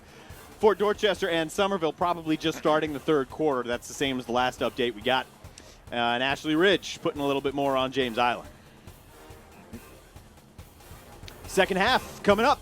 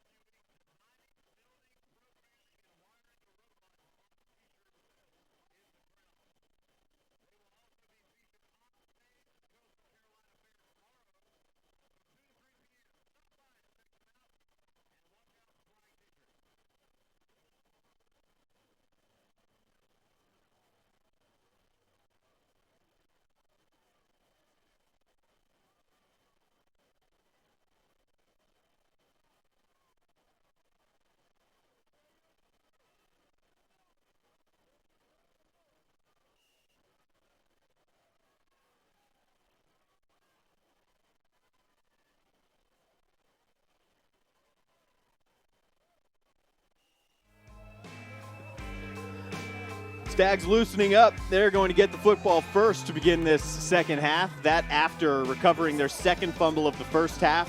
One play later, striking a 41-yard dart from Tuttle to DJ Chisholm. Chisholm caught a couple of passes for touchdowns in that first half. Tuttle ran for another. So on the year now, Tuttle is out to 20 total touchdowns. And because of that, Berkeley has the lead and will also get the ball to begin this half. And again, if you missed the beginning of this game tonight, the winner of this game wins Region 8-4A. It was won last year by Berkeley with a hotly contested game against Cane Bay at Berkeley. Cane Bay felt it should have won the game, thought they got robbed on a call, a touchdown that did not get called as such. So Berkeley trying to win the region in back-to-back years and try and do it on Cane Bay's field now. And the winner of this game will also most likely get the number one seed in the lower state, meaning they can play at home through the playoffs all the way until the state championship. The loser will also get a home game, but likely just one home game in the playoffs. Everett's got some first half stats for us. Yeah, you look at Cane Bay, Copeland, 10 carries for 89 yards. Also was 1 for 1 for 67 yards, that being the touchdown pass to TJ Johnson for Berkeley. Tuttle, 12 of 20 for 172 yards and 2 touchdowns, while Wicks carried the ball 20 times for 94 yards. And Chisholm has been the big target for Tuttle tonight. 6 catches for 102 yards, and he's caught both touchdowns. About 20 carries for Wicks in the first half, huh? Yeah, exactly. Workhorse. And there have been long drives. I mean, those are numbers right there for Tuttle. You say he's 12 of 20, Yep. so he's chucked it 20 times. Wicks has 20 carries because Berkeley's had the ball all game.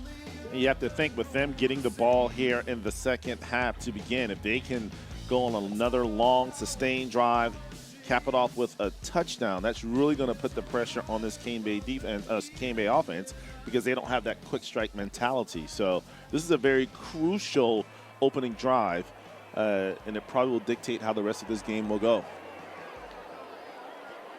Look for some adjustments on the Cane Bay defensive side as well. Their whole goal coming into tonight was to keep things in front of them and then clamp down in the red zone. But twice, Chisholm has gotten behind the secondary for 2 touchdowns. First thing Russell Zare said to me today when I said, "How's the week of practice been?" I said, "Long. Really long." He said, "I don't know if it would do us any good to keep watching film or if it would just make it harder." But let's just get out and play and see what happens. A lot of preparation. And sometimes, you can over-prepare. Sometimes it just comes down to just making plays, react to what you see, and just do what you've done best over the last 8 games. Big leg. Wishart puts one back into the end zone again. That's his second time. You don't see it often. This is a junior who I will guess right now is going to have some opportunities at some levels in 2 years. 14 touchbacks in 40 to 3 kickoffs. I mean, you just don't see that hardly at all in high school football. Normally, it's either kicked out of bounds, it's squibbed, or they catch it at the the 10 or 15-yard line. So to have that ability to not allow the return team to put it in play, he definitely can be playing on Saturdays. As a matter of fact, I know there's 2 schools in the state that could probably use some help with the kicking game and looking for some help in that area of their team. 21st carry of the day for Wicks. Only gets him back to the line of scrimmage. Host of black jerseys there. And if I'm, Cane Bay, I say, you know what? If Berkeley's going to beat us, it's going to have to be with Tuttle in the pass. We will not let Wicks dictate what's going to happen. So if you have to sell out, so to speak, and play man coverage, on the outside and just take your chance, that might be your best opportunity. But then you got to make sure that Chisholm doesn't get behind you again. Right. And that's where Roderick, him being the great athlete that he is, can kind of be that center fielder. Here's Chisholm now, and he dropped it. Cane Bay thought it may have been a backwards pass. I thought it was close. Well, considering that Chisholm is on the, I guess that would be the 16-yard line, and the quarterback was standing back on the 12, easily, from my standpoint at least, in view, it was definitely a forward pass.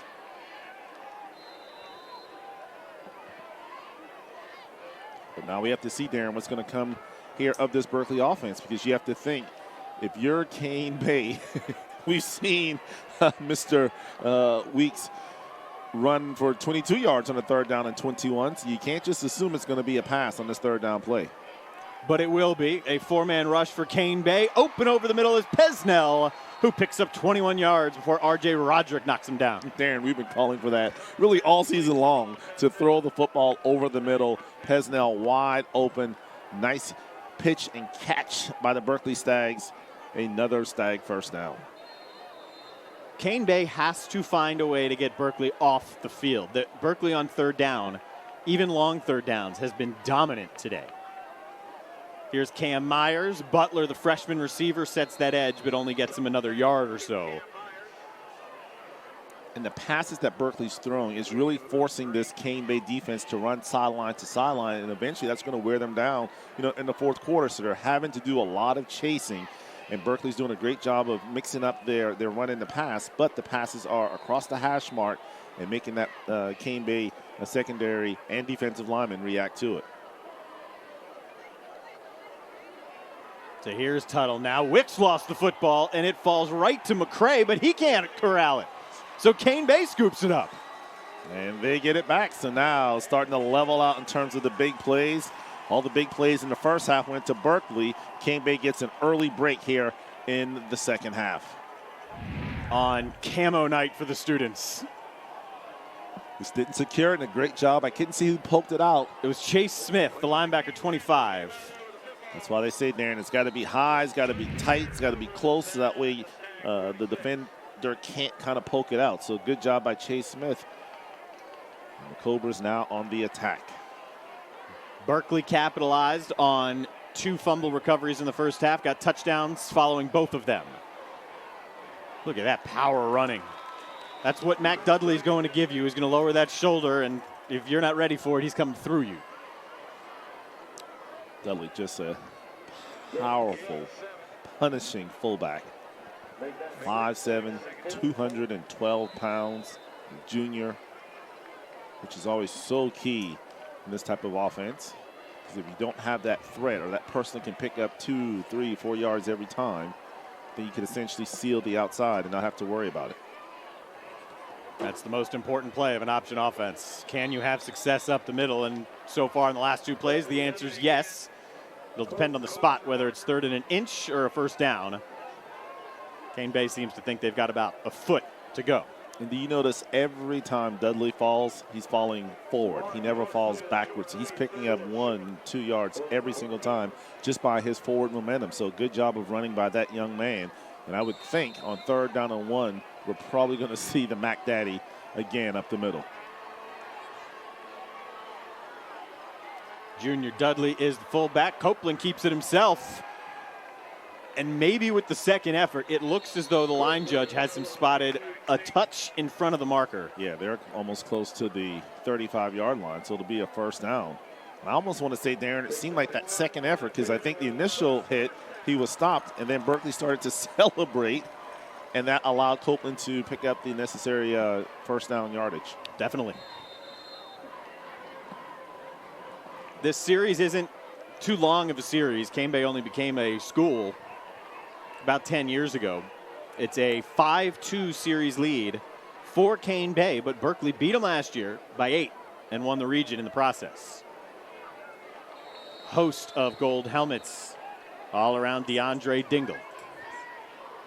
They've done a nice job. I believe every run up to this point on this drive has been up the middle, so you know what that means, Taryn. It's getting ready to come either the pass down the field or they're going to test the outsides and see if they can get somebody on the corner. You know how great technology is? I say, start talking about the series. Right. And my phone hears, "Hey Siri," and starts trying to figure out what I'm saying. Oh, you got to love technology. Siri, we're watching football. I don't know about you. There's Dudley breaking through the first wave, but he's taken down by Jaden Miller. Miller and Thompson were the 2 that were singled out by Randy Robinson and needing to play well in the middle of that line. More chance to win free Subway. 44332 is the number to text. And you can potentially get free Subway. $500 worth. You're entered to win Subway for a year. The winner is going to be notified soon, as in October 30th. What's that, Monday? Yes. So text Subway to 44332 and you might get 500 Subway dollars. It's a lot of Subway chocolate chip cookies. That's a ton of them. All right, on 3rd down, Copeland bluffs the throw, gets away from Watson, also slipped through Morrison and keeps the legs churning. Individual effort of Chris Copeland converts their second 3rd down of this drive. How did it look? I want to see this block right here by Mac Dudley right there that cuts that guy down. And Copeland looked like he was going to be stopped for a loss, and he just was determined to pick up that first down, and that was all Chris Copeland on that drive, as we have, or excuse me, on that particular run, as we have an injured Cobra down. It's Mac Dudley. And that would be a big blow because he really has done a great job of keeping that interior honest and allowing them to pick up some positive yards around the outside. For the Mac Dudley, as you see right here, the lead blocker at the top of your screen, he stops and he tries to cut back. And I wonder if his feet just kind of went from under him and he overextended. Maybe you don't want to speculate, but it's good to see him at least walking off the field with a little assistance, but able to make it to the sideline. Yeah, he looks like he's in a lot of pain. Hoping to like pull a muscle of some sort. But Cane Bay picks up the first down and back to the ground. Look who it is. It's R.J. Roderick on offense. He just looks like an SEC football player. Good size, happy, excited to be back with his teammates. It's his senior season, his final chance to bring a state title to Cane Bay. He's going to be an early enrollee, so he'll be in Columbia in, I think, December, January. So right now he's, hey, whatever it takes. Everybody's all in for this final regular season game for both teams. You wonder, at least I will allow, if it was planned all along for him to potentially come in this spot, or if the injury to Dudley forced their hand. Just allow him to kind of get his feet moving forward so he can plow through guys. He went right over Jaden Miller, the nose tackle. Yeah, he's not trying to run around. He's trying to run through this defense of Berkeley. Just a deep handoff here. Did a good job of following this block. Good blocking by the offensive line of Cane Bay, and Roderick with a punishing run. That will leave the Cobras about 4-5 yards short. Officially, it'll be 3rd down and 4. Drive that started on the fumble from Keyshawn Wicks. First time R.J. Roderick has been in on offense. He's a decoy here. Copeland has no problem escaping. Watson's got the edge. Morrison drags him out of bounds as he nears the 5. 24 had to leap to come up with that tackle for Berkeley. So Trey Morrison couldn't quite get to him, so he basically just went and leaped and was able to bring him down. A little bit more life on our Zaxby's fans cam now. Cane Bay students were out here nice and early. It's senior night for them. And on this senior night, Russell Zare said it would have been terrible for R.J. Roderick, who's been our starter for 3 years. It'd been awful for him not to have been able to come out here and dress tonight, but he did get that clearance on Monday by both a local doctor and the Gamecocks doctors. Now, Roderick in at tailback there, you also have to watch out for the halfback pass because he is a former quarterback. So you got to be cautious of that if you are the Berkeley Stags. Totally different offensive look now without Dudley. It's more of an I formation. Here's Micah Staggers. Staggers is the regular backup for Dudley, and he is down just shy of the goal line. Staggers seems to be the quicker of the fullbacks, where Dudley more of the power guy. So he kind of hits that hole a little quicker. Gives a different look for the Berkeley front 4. Here comes the 11th play of the drive that started at the 46. Their own 46. I always used to think the referee's raising the roof, but they're just resetting the play clock. But it would be a lot more fun if they were raising the roof. 2 hands, 2 hands. Not good enough with one? No, not good enough. Can't be only that cool. Only a skylight with one. All right, 2nd down and goal. Roderick straight ahead into the end zone. Touchdown, R.J. Roderick. And also fitting for him on senior night. Berkeley scored a lot of touchdowns as he scored that Berkeley Electric cooperative TD. But you talked about it, Darren. I mean, he scored so many touchdowns in his career, but so important to this Cobra program. And it's good to see him get in the end zone on senior night. Most rushing touchdowns in Cane Bay history for Roderick. That is his 44th of his career. He also is number 1 all-time at Cane Bay rushing yards, over 3,200. That was almost blocked. There have been some kicking adventures tonight, but it's through, and we're tied. Once again, it's our 2nd tie of the game, and it comes with 5:40 to play here in the 3rd quarter. Big drive. We talked about the importance of it. Looks like we're going to be in for a down-to-the-wire affair. And only 17 minutes left. It's tied at 20.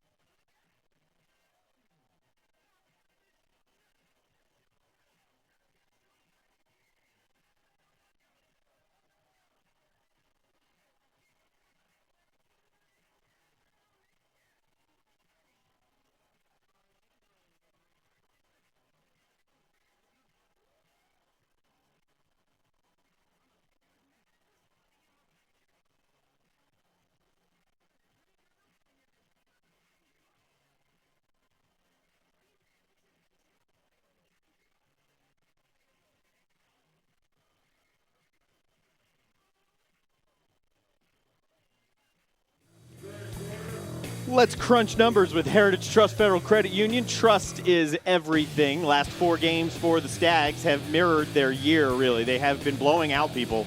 The only one-possession game that they won was the one you see at the top there, Hilton Head. Very different story for Cane Bay. 3 consecutive games in the middle of their year were one-possession victories. And it looks like this game could very well be a last possession type of game. Yeah, they could go down to who makes the least amount of mistakes, who protects the ball, but more importantly, if you score, can you convert on the extra point?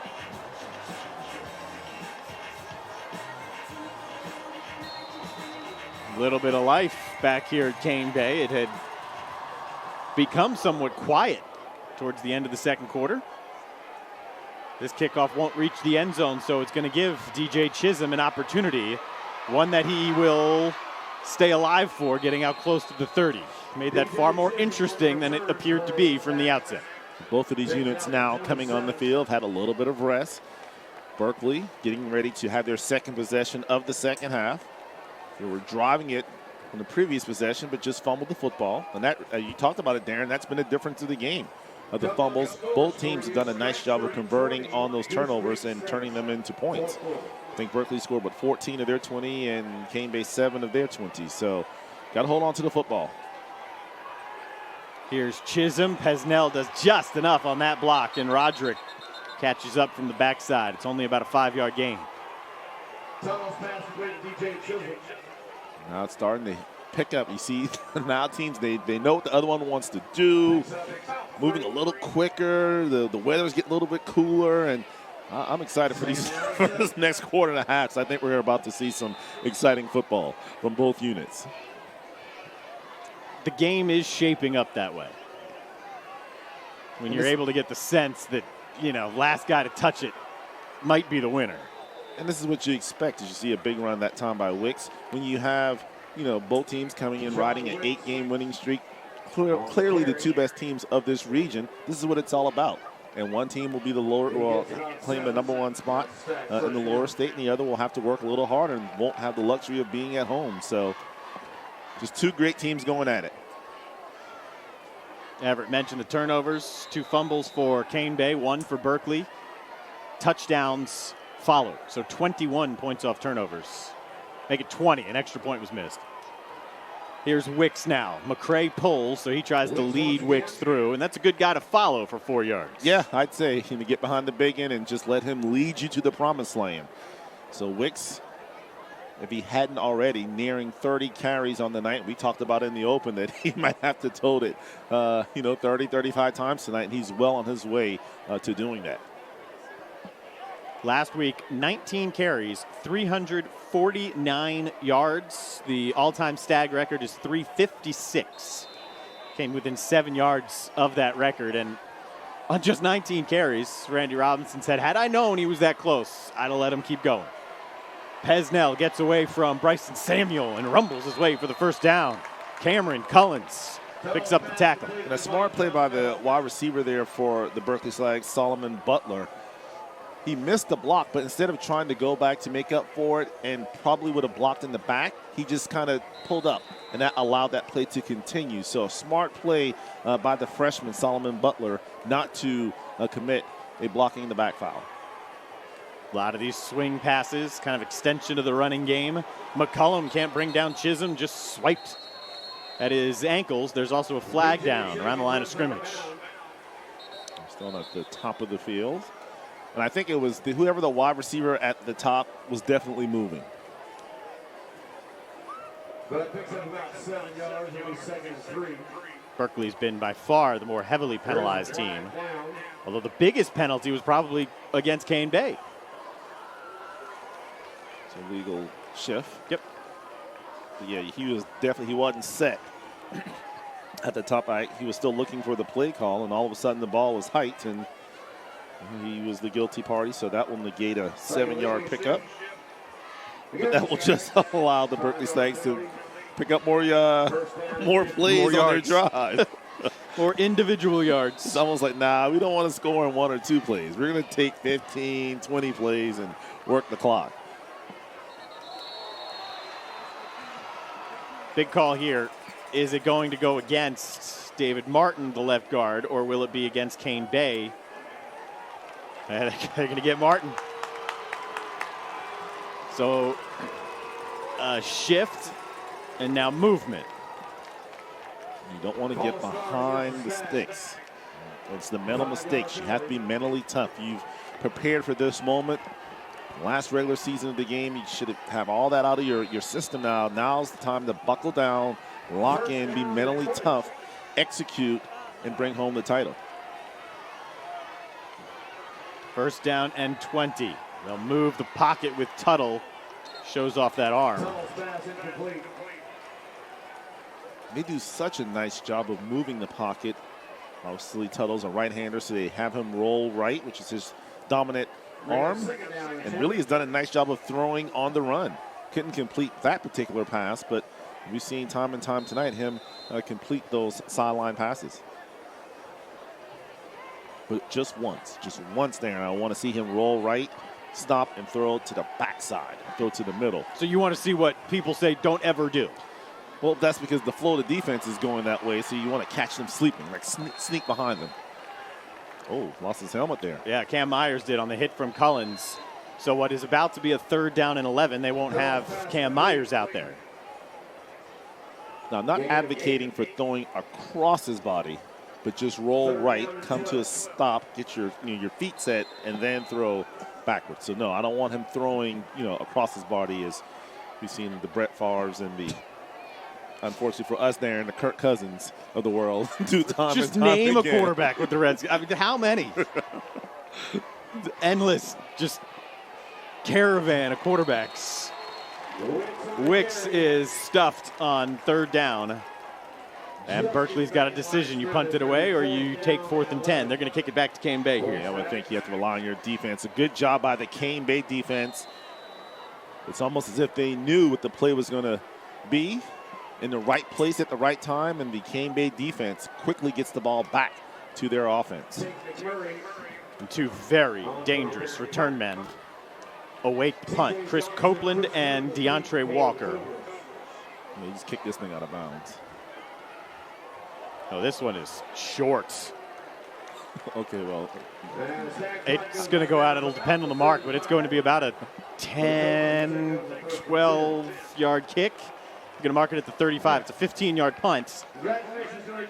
And you understand not wanting to kick it to those dangerous guys, but you got to just a little bit further down the field. Because in all honesty, in that situation, and obviously they had no idea that was going to happen, but you could almost just throw it down the field, and if it's an interception, that would have been better than a punt. It's exactly what I was just debating without it actually. I'm getting older, so I can process things before just blurting things out. That's scary, Dan. Maybe. I'm a lot older than you. It's already happening for you. That might explain where I'm at now. Well, I was processing it thinking, well, is it better? Because if you throw that deep ball and it's not picked and it's incomplete, then they get the ball at midfield. But only 10 yards. Is the 15 yards a big difference at this point? I don't know. But it's good to see Matt Dudley back in the lineup for Kane Bay. So that was a brief, although he's limping, it seems, as he's running off of the field.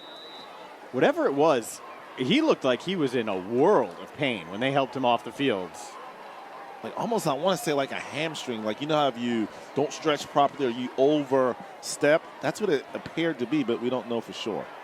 So with him on the field, there is no R.J. Roderick, and Dingle is just dragged down there by Watson. I gotta tell you, Darren, I'm very impressed with the size of these Berkeley guys.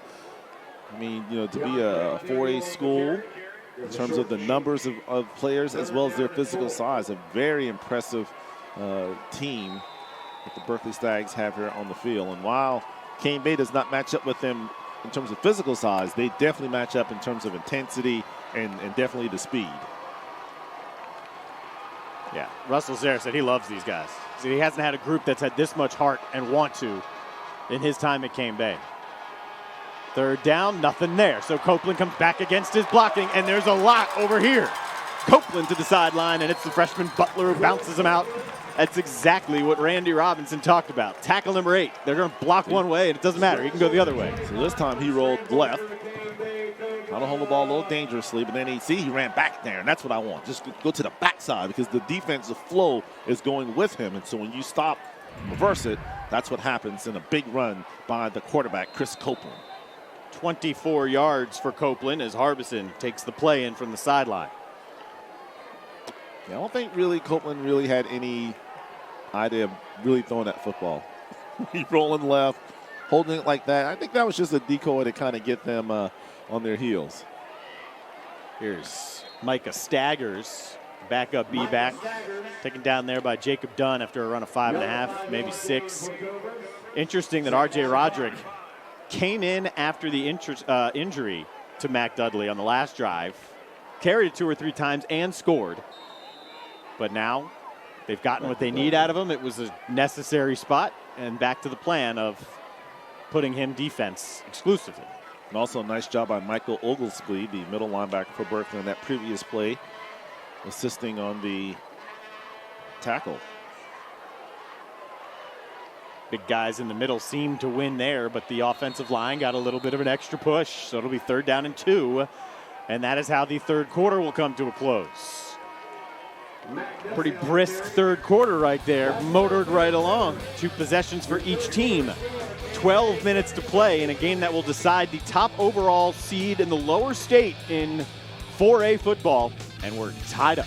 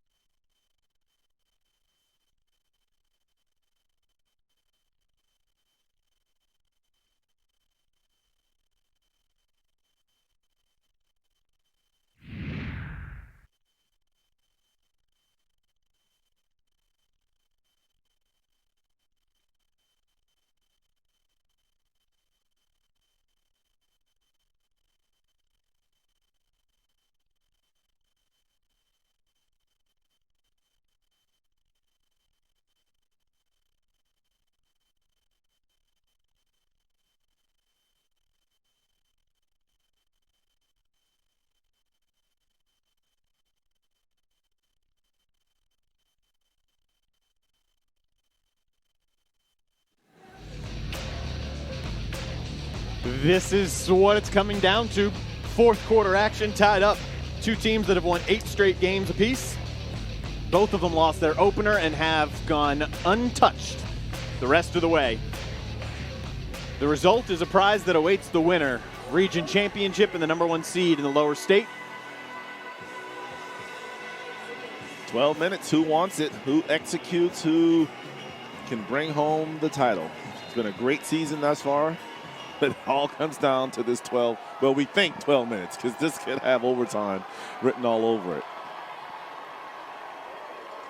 Right through the middle, Roderick. They needed him on 3rd down, so they put him back in the game.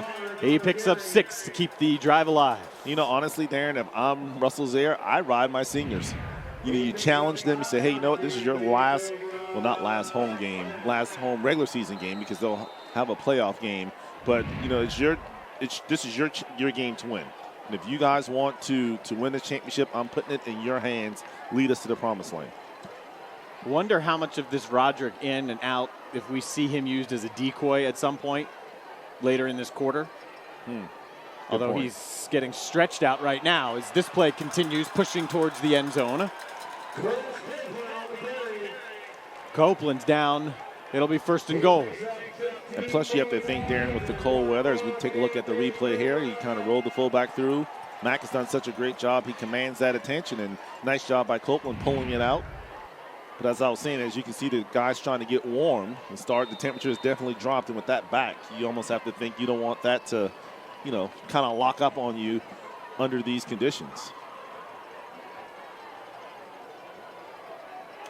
Cane Bay going for its second lead of the game. They led it 7-6 after their first touchdown. Here's Mac Dudley skipping his way towards the left and getting within a couple of yards of the end zone. Yeah. It would be Big Mac right, Big Mac left, Big Mac up the middle on these 4 plays because I just don't think they can stop the big guy from picking up 2 yards, it seems like, every single time he touches the football. As you see the senior Roderick coming back in now, so take your pick. You want to give it to Mac or do you want to give it to Roderick? This is the first time they've been on the field together. Yeah. This is what we call smash mouth football. Roderick, you run behind Mac and go into the end zone. Full speed ahead, huh? Instead, it was Dudley, but we had flags. This would be a false start. Somebody was a little anxious, I believe. If my eyes weren't deceiving me.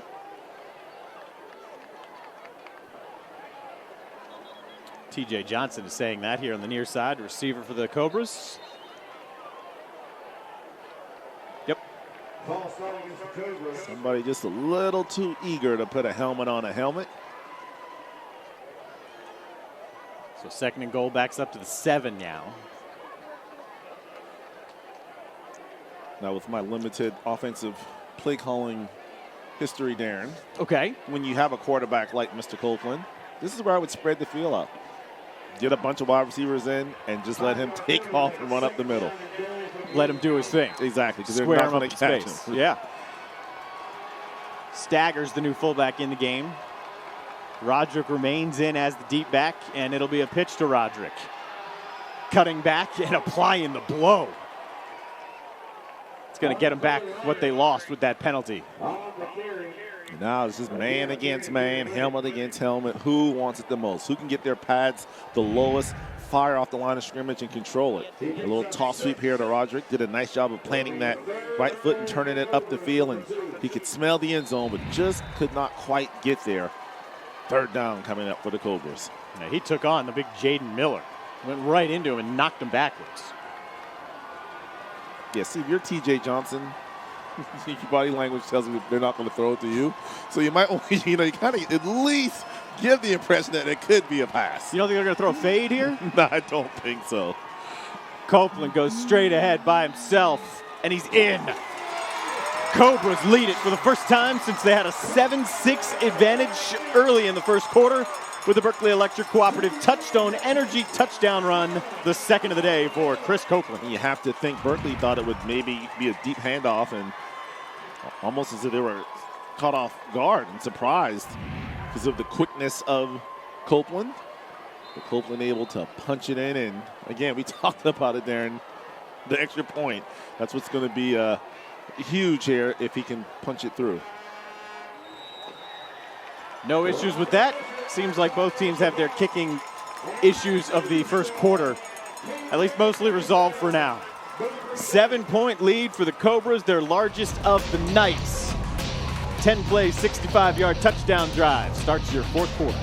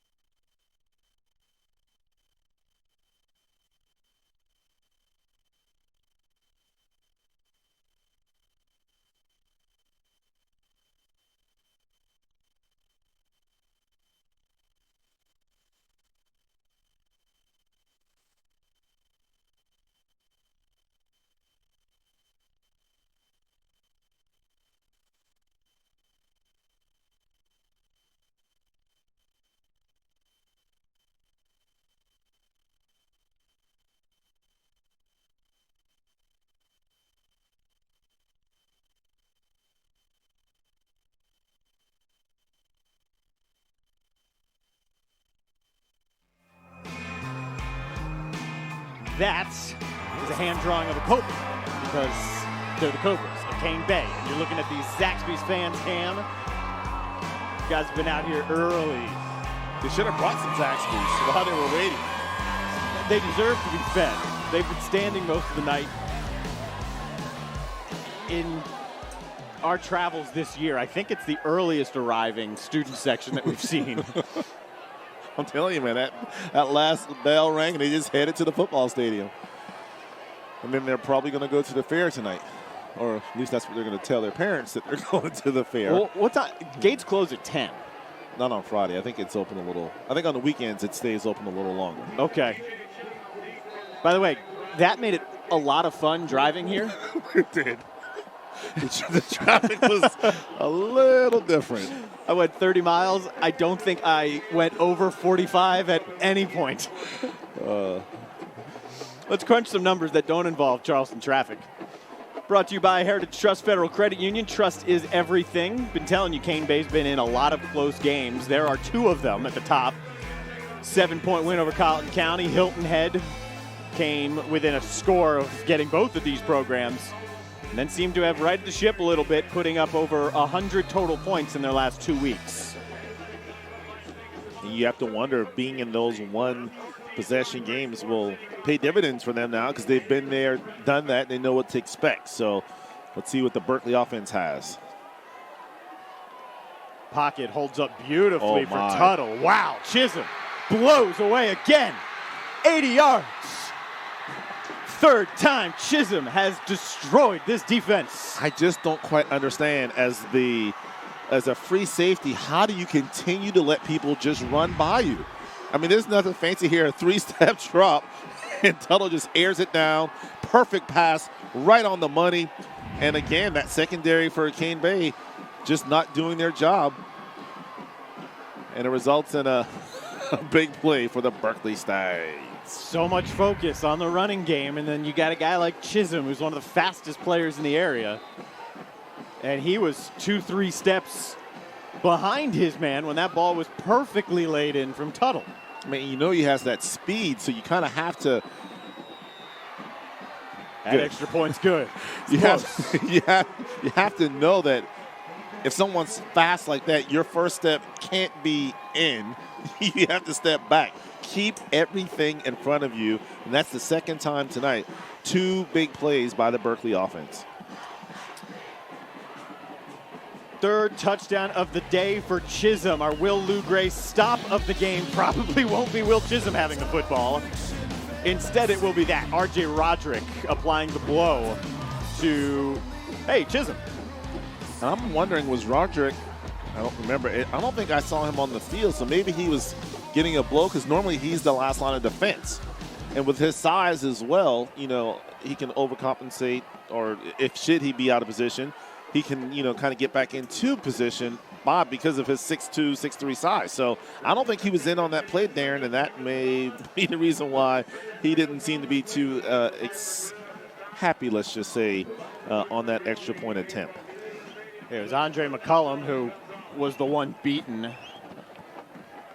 Not sure where safety help was supposed to come from on that play, but it's the third time Chisholm's done that to him, including one with a couple seconds left in the first half. You talk about a quick strike offense. This Berkeley team right back at Cane Bay. Quick strike offense that has a 20-play touchdown drive tonight. Walker lost it. The Berkeley side has exploded with emotion. And special teams again. Deshaun Milligan recovered it, and it's Trey Morrison grabbing at the hamstring. Offense, defense, and special teams. You have to be strong in all 3 areas. And tonight, should Cane Bay lose this game, they're going to look back at just all of the missed opportunities and just the opportunities given to Berkeley. As we see the run here by one coach, just didn't protect the football. You have to protect the football. You can't carry it like a loaf of bread. That's what he did, and the ball knocked out of his hands. That being Deontay Walker, and the ball will now go to Berkeley after Trey Morrison is attended to. So 2 things. One, Deshaun Milligan, the one who both forced the fumble and recovered it. 2, Trey Morrison, as you saw at the end of that replay, it was following the play. He jumped up to celebrate, and that's when the injury happened, whatever it is. It reminded me, Darren, of Martin Gramatica. Oh, the kicker. Remember? He kicked the field goal. It's happened 2 or 3 times. Jump up and just celebrating, tearing ACL. Yeah. Unfortunately for Morrison, he's up and walking, so maybe just a Charlie horse or a cramp, something of that nature. Again, it is a nice, cool night tonight. But you know, Darren, my limited offensive play calling history, if it's me, I'd put it back up in the air again, because you know that secondary, they're tight right now. I test them out again and see if I can get the ball to DJ Chisholm. Roderick is back there this time. They will take it, and he throws it to Roderick. What do you know? Roderick takes the turnover back, and Roderick bowls over Cameron McCray. Wow. That doesn't happen much. And that's why, again, having him as that last line of defense is a huge difference. And then the punishing run at the end to run over the offensive lineman. Just the pass too high. Roderick right in the right place at the right time. And we'll see the blow right there that knocked the offensive lineman down. 6'5", 310, a junior who already holds a Division I offer and has many more coming his way. Got flattened by Roderick. So, boy, right now, the happiest person in the stadium definitely is DeAndre Walker, because Mr. Roderick has saved him. Saved this team. Berkeley goes in for that score with this time on the clock, and it would become mighty tough for Cane Bay. There's Dudley with a few more. Yeah, again, you know that Cane Bay wants to take as much time as they possibly can off this play clock. And the kicking game has seemed to favor Cane Bay in terms of, I know Berkeley blocked 1 extra point, but that kicker seems to have a pretty decent leg. So Cane Bay and Berkeley battling it out for the region championship. Both teams enter with 8-game winning streaks. Nothing there for Dudley. It'll be 3rd down and 10. Lost a yard, maybe 2. That was Jaden Miller blowing up that in the middle of the line. I think it's safe to say that Berkeley has made the adjustment, and they've now taken away the middle. So now here's a situation where if Cane Bay is going to have any success, they're going to have to definitely get around on the edges and try to get in the open field. RJ Roderick not on the field for this play. Got some sort of an equipment issue. They're helping him out on the bench. Will Copeland throw it? He will. Off balance throw. That's caught for a 1st down. High in the air goes DeAndre Walker. Redemption. He fumbled on the kickoff return, and he comes up huge with a 3rd down catch. And Copeland able to put it where only he, in terms of his teammate Walker, could catch it. So a 1st down, the drive will continue for the Cobras.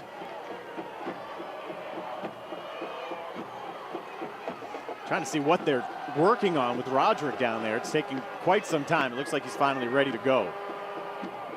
Bit of a hesitation. And then Dingle dives forward for maybe 3 yards. And Russell Zayre's in no hurry. He wants to take as much time, because we've seen this Berkeley offense have that ability to score quickly. So he's going to use as much of that play clock, allows guys to kind of maybe even catch their breaths and kind of just get ready. And I'm pretty sure we're going to see Roderick back in on the offensive side here shortly.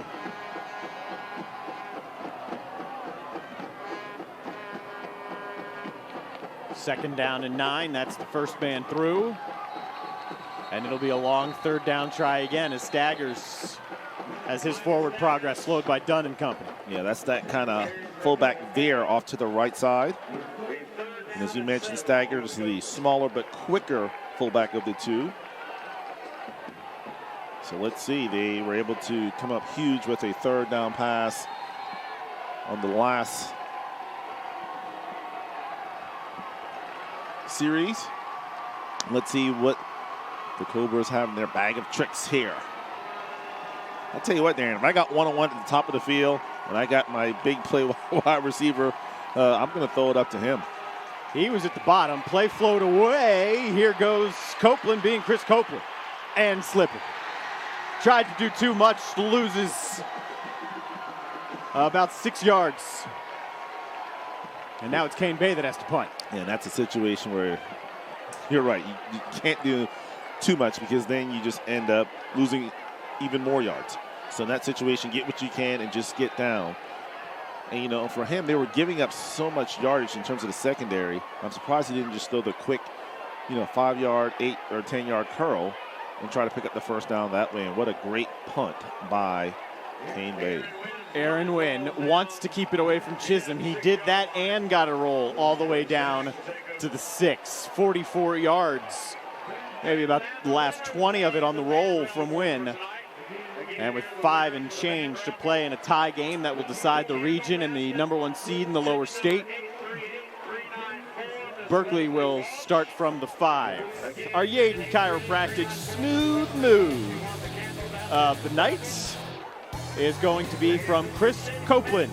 That was his touchdown run that briefly put Kane Bay on top, 7-6. It was a 62-yard touchdown run.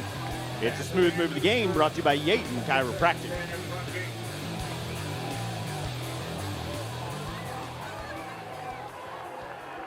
Officially, this ball is spotted at the 6. Myers goes up high to pull it in, and he is quickly spun around by Kane Hartnett. Big tackle in the open field, a one-on-one tackle by Kane Bay. A short gain, actually lost yards on that particular play. Both teams still with all 3 timeouts. So obviously, if you're Kane Bay, you want to force a 3 and out so that way you can maintain this outstanding field position that you presently have right now. Not much there for Wicks. Boy, you talk about a big 3rd down coming up here.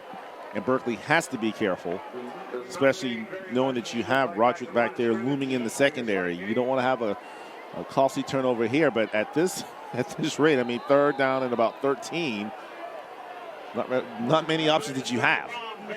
Because if you don't pick it up, then you're going to have to punt the ball away, and essentially you're going to give them the ball in outstanding field position. Look out. Tuttle in trouble, stays alive to deliver the throw. Is it caught? Well, what is he looking at? The official standing right over Pesnell. They're going to say, yeah, because he's marking it off. And finally, he'll give him the signal. I mean, he never really gave the caught signal. Not at any point. And he looked like he was looking to his buddies for some help. It's the roll left. Nearly a safety. Threw it, and yeah, good catch. Absolutely. He caught it. That's the right call. Gotta love the PA announcer. Apparently. He caught 15 yards. Really with one of their last lives as Wicks gets chopped down. I mean, you have to think about it, Darren. If he doesn't pick up that first down, essentially, it means 4th down. They'll probably call a timeout. You have to punt the ball. And it's safe to say you'd be starting with, maybe in actually Berkeley territory. So that was a huge play.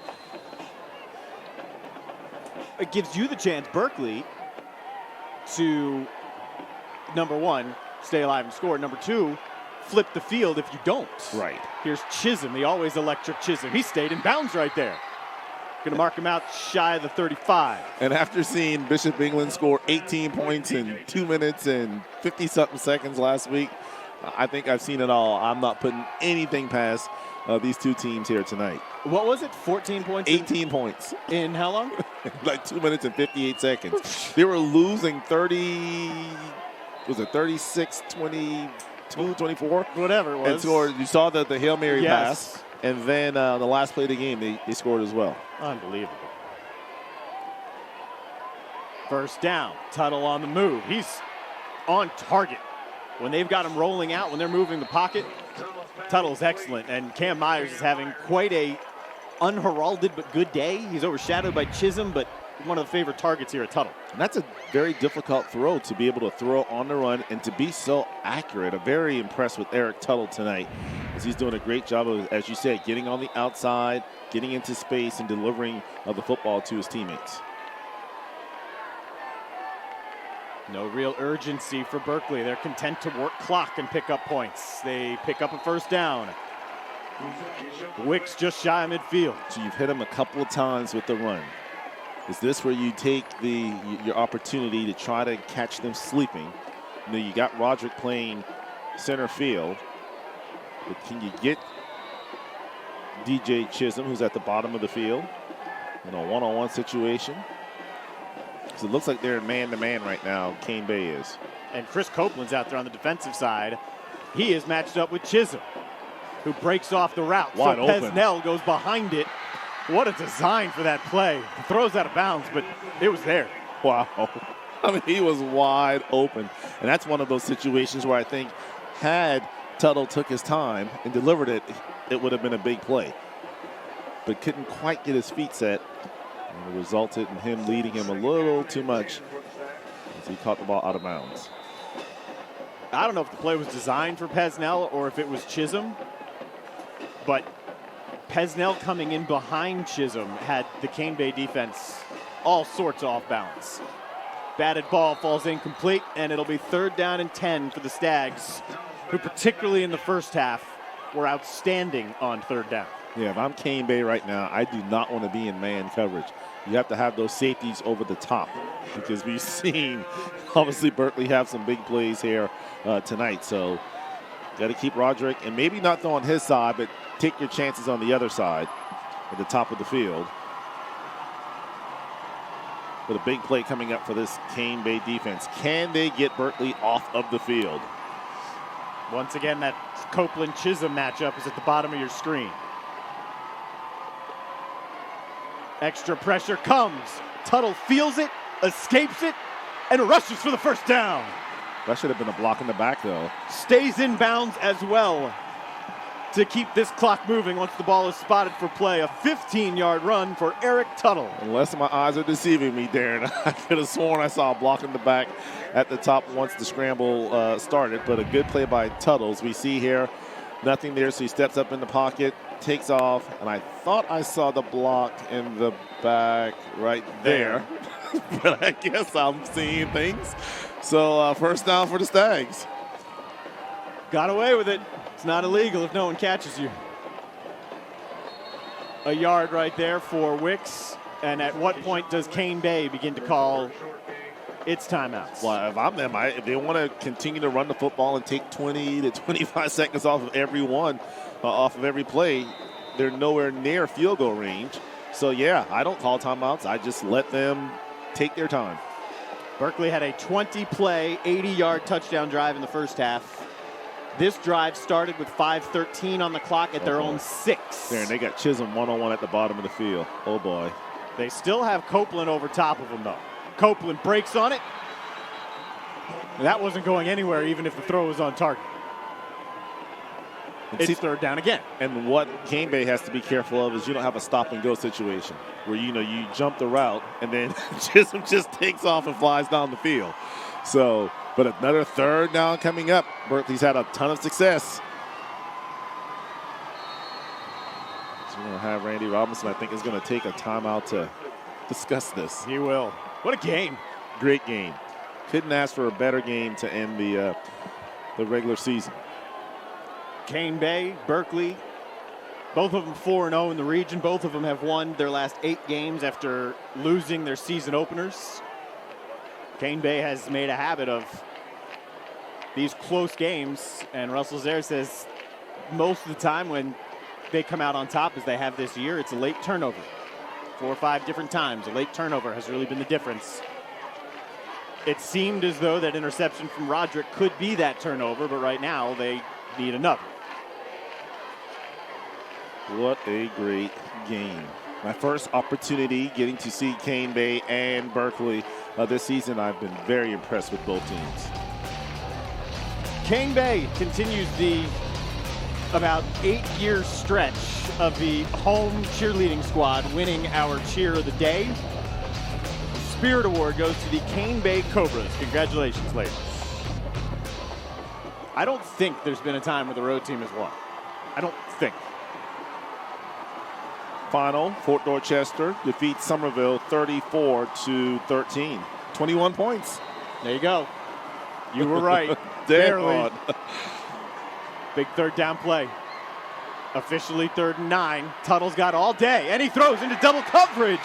DeFrancis settles with the football at the 19. Wow, he kind of jumped the route, went underneath the pass.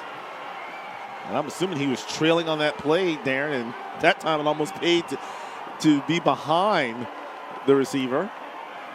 Is the ball thrown short as we take a look here? 3-step drop, steps up in the pocket, and yeah, just ran under. So let's see, does Cane Bay just take a knee and take their chances in overtime, or do they try to take advantage with 50, how many seconds? 53 seconds. And still all 3 timeouts. Right, which is why you got to try this here. Yeah, but throwing's not your thing. It's okay. Just run the ball, just go to OT. Because the last thing you need, Darren, is to go to throw the football. You get hit, fumble, and somebody runs it in for a touchdown. You're full of pessimism. What Just about the telling you. big play that scores with 4 seconds to go? You got to do what you got to do best. As coaches say, this ain't the time to try to be something that you're not. So just take your time, run this play, and then just take your chance in overtime. Well, they're going to get fancy here. Walker, the pitch, Walker heaves it. It's incomplete. Berkeley was ready for it. It's the second time they've seen that play today. Both of them have come incomplete. Good coverage by the Stags. Now, that particular play, no problem with that. Because, obviously, no harm. An incomplete pass, you do stop the clock. So now you gave it a shot. It didn't work. Take a knee. Get ready for overtime. Here's the potential harm. Berkeley has 2 timeouts left. The incompletion stops the clock.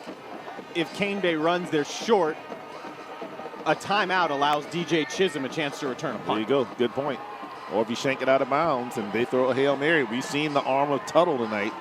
A lot can happen here in this 18 seconds. Copeland drops as though he's going to throw. Stiff arms Watson to the ground, but he doesn't let go.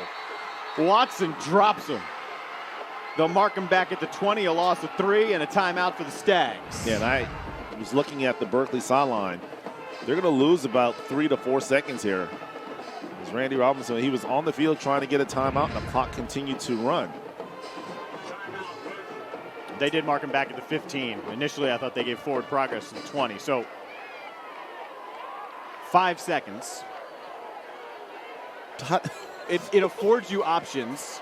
Here's what you can do with 5 seconds. 1, you can punt. 2, you could have Copeland run around for 5 seconds because you can roll the dice and think that Copeland can stay alive for 5 seconds. Yeah, Darren, now they got to put some more time on the clock. Like, literally, I looked up to see they were calling for a timeout. It was 11 seconds on the game clock when they tried to call a timeout. And somehow it rolled all the way to 5 seconds. Because I thought they stopped it at 9 and then another 4 seconds. Here's a signal coming up from the official, David Herring. They want 9 seconds put on the clock. Now, we are not in the same booth as the folks running the time. It seems like they have gotten that message. So now you can't just run around. No. Berkeley is going to have 2 return men dangerously close. One of them's Trey Morrison.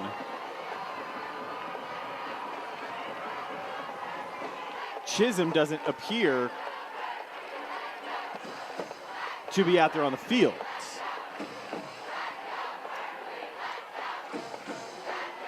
And now here comes Chisholm. So Chisholm's the deep man. Trey Morrison is at the 35, 20 yards from the line of scrimmage. Wynn kicks this thing straight up in the air. Yeah, but if you just get away, it allows the time to run out. That's fine. Because I just see strange things happen there. And somebody will push you in and you'll touch it. And yeah. Hail Mary, well, but then again, they've scored a couple of Hail Marys today. So if there's right. anybody back there to touch that football with the last play of the game, it was Chisholm. He goes the safe route, and we have overtime here to decide Region 8-4A. Overtime rules, I'm sure you're familiar with them by now. There will be a coin toss at midfield to determine who will be on offense first. Whoever wins the coin toss will almost assuredly decide to play defense. And both teams will have timeouts in each overtime period that do not carry over. And possessions will start, I believe, from the 20. I believe it's the 20 in high school. Yes. And now here's where the kicking game obviously comes into play. You mentioned the Berkeley kicker, not 100%. It could come down to a field goal, or a turnover. Which offense plays consistently here? Which defense avoids the mental lapse and the big play? And both teams will be kicking themselves, or whichever team, I should say, loses tonight, because they definitely gave away points with just little fundamental things that you normally don't see in terms of championship teams this late in the season. Scores from around the Low Country. Fort Dorchester wins the region over Somerville, who will also have a home game in the playoffs despite the loss. Stratford beats Goose Creek. Wando made it close, but loses its last ever game at the Wando Stadium, and Ashley Ridge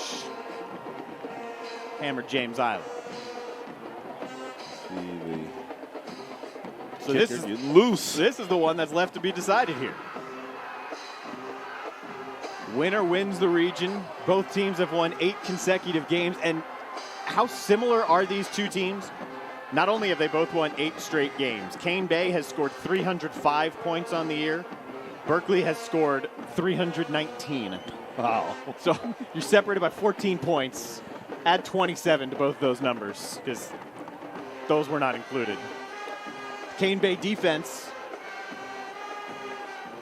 was 20 points higher than Berkeley's defense. So they're virtually, statistically, identical. Yes. They do it differently. Berkeley's more balanced. They've got the aerial attack, which has them in the position that they're in this game, with 3 deep balls to Chisholm. And Cane Bay has seen the return of R.J. Roderick, who has a touchdown today. He also has an interception today. A big one. Yeah. Roderick, the commit to South Carolina, who's missed the last few weeks with a back injury.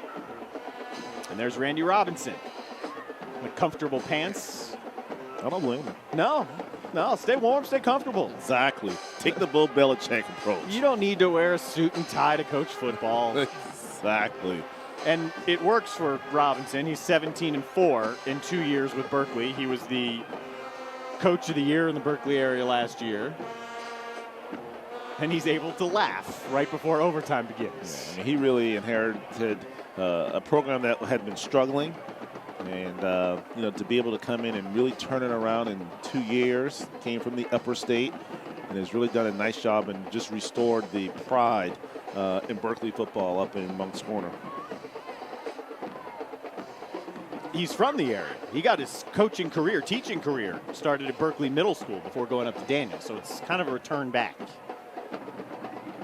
Of course, he also, when he was at Daniel, he coached Little Sweeney, Dabo's son, as well as Brent Venable's son, Jake, who's a all-state linebacker who surprisingly is going to Clemson next year. So I wonder how does that work? Do you sign your son to a scholarship, or do you say, you know what, I make $1 million a year, we'll just give that scholarship to somebody else? Potentially option 2. Right. I'd say, yep. The rules right now are getting explained to the two captains, Chris Copeland for Cane Bay and Xavier Watson for the Stags. The rules that we just laid out there for you. Basically, the high school kids just say, listen, whoever wins the toss, you're going on defense. Which end do you want to go on? Yeah, that's pretty much the way it's going to go once the coin is actually flipped. This reminds me of that TV commercial with the referee ordering food in the restaurant, and he over-explains like he's making a call. He's just like, I'd like the so-and-so at so-and-so, cut that. Because right now he's doing a lot of talking. That's what he did. It looked like Berkeley won the toss. So now Copeland is deciding what end to play this overtime period. Now, are there play clocks on both ends? I don't see one to our right. I've been looking to the right. You know what? Yeah, it's on the bottom of the scoreboard. Gotcha. So after the first overtime, if there is a second overtime, it will go to the other end of the field. Maybe I'm wrong. Maybe Kane Bay won the toss. Who knows? We just saw a lot of talking, and we didn't bring our lip reading skills today. It looked as though the first response of David Herring was to look at Xavier Watson. Well, Kane Bay's going on defense. yeah, we're just going to safe to say that Kane Bay won the toss. Berkeley did not win the toss. Kane Bay won the If toss. they did, they would not be going on offense right now. Unless there's some type of strategy that we don't know about. The one that you want to lose the game strategy? Well, you want to put the pressure on them. You know, who knows? All I know, this has been a really good football game. Two solid football teams that with a little bit of a twerk here or there could definitely make a deep run in the state playoffs and hopefully end their season in Columbia. So high school overtime starts at the 10, not the 20. Oh. Eric Tuttle lines him up and moves Cam Myers to the top of your screen. Pressure comes on Tuttle, and he's sacked for the first time today.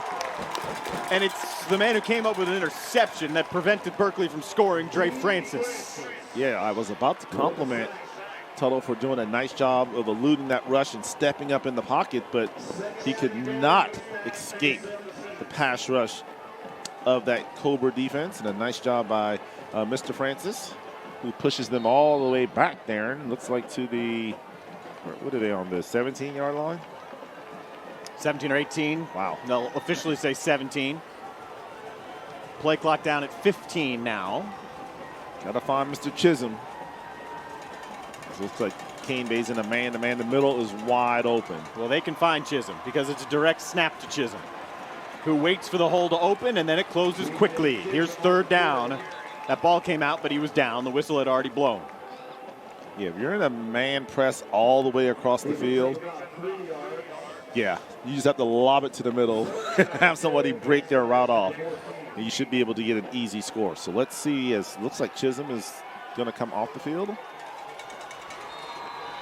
Chisholm's still out there. Okay. Yeah, Chisholm is in the slot. Gotcha. Towards the top of the screen. And the quarterback Tuttle still getting the call from the offensive coordinator. He's got to hurry. There's only 10 seconds left on the play clock. Berkeley does have one timeout that it can use. They better call it because it's about to. They're going to use it right here. Yeah, that's kind of on the coaching staff because it took forever for them to get the play to Tuttle. It was the first time all game we saw DJ Chisholm take a direct snap. And then, I agree, the response to figure out what next took a while. So is it called the Stag? Is it called the Wildcat? What do they call theirs? Let's just call it the Stag. We'll call it the Stag, all right. I think that's fine. Just that direct. It's the running back taking the snap. There you go.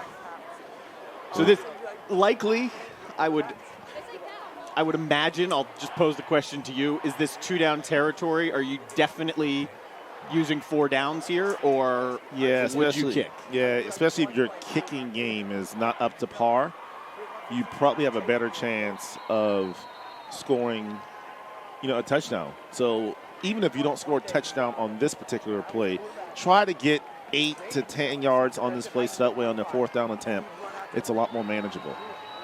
And remember, you can't get a first down here. Correct. A penalty could give it to you, but possession started at the 10. The man coverage.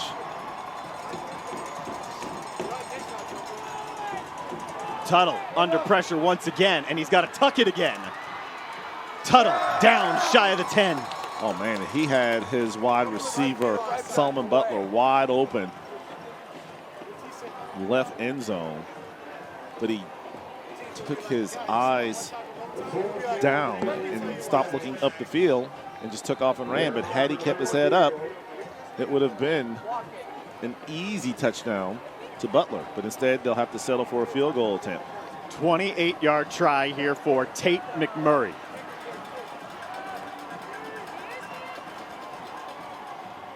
Plenty of leg for McMurray right there. He made that one look easy.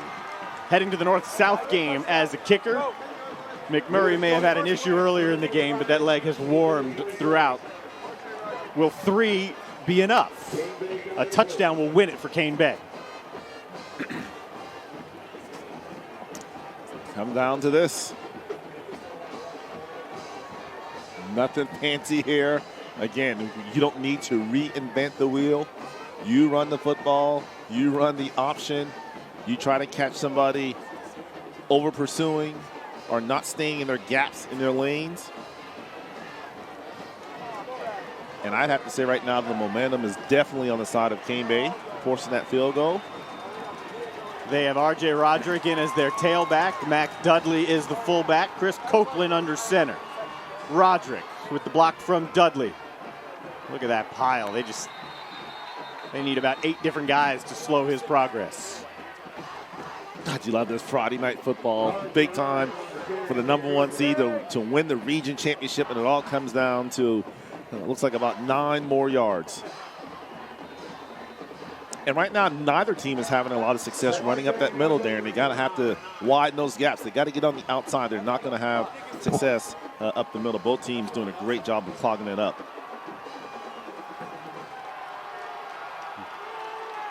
Second down and goal. Roderick's the decoy. Copeland to the edge. Tries to split through Morrison, who rides him down to the 7. Trey Morrison there to make the stop. Some of those sneaky plays. Chris Copeland tried to hide the football. He's already somewhat of a tiny kid in stature, but tried to hide and take off. And great pursuit by that Berkeley defense. They were not fooled. They're keyed in on number 8. And now third down coming up for this Cane Bay offense.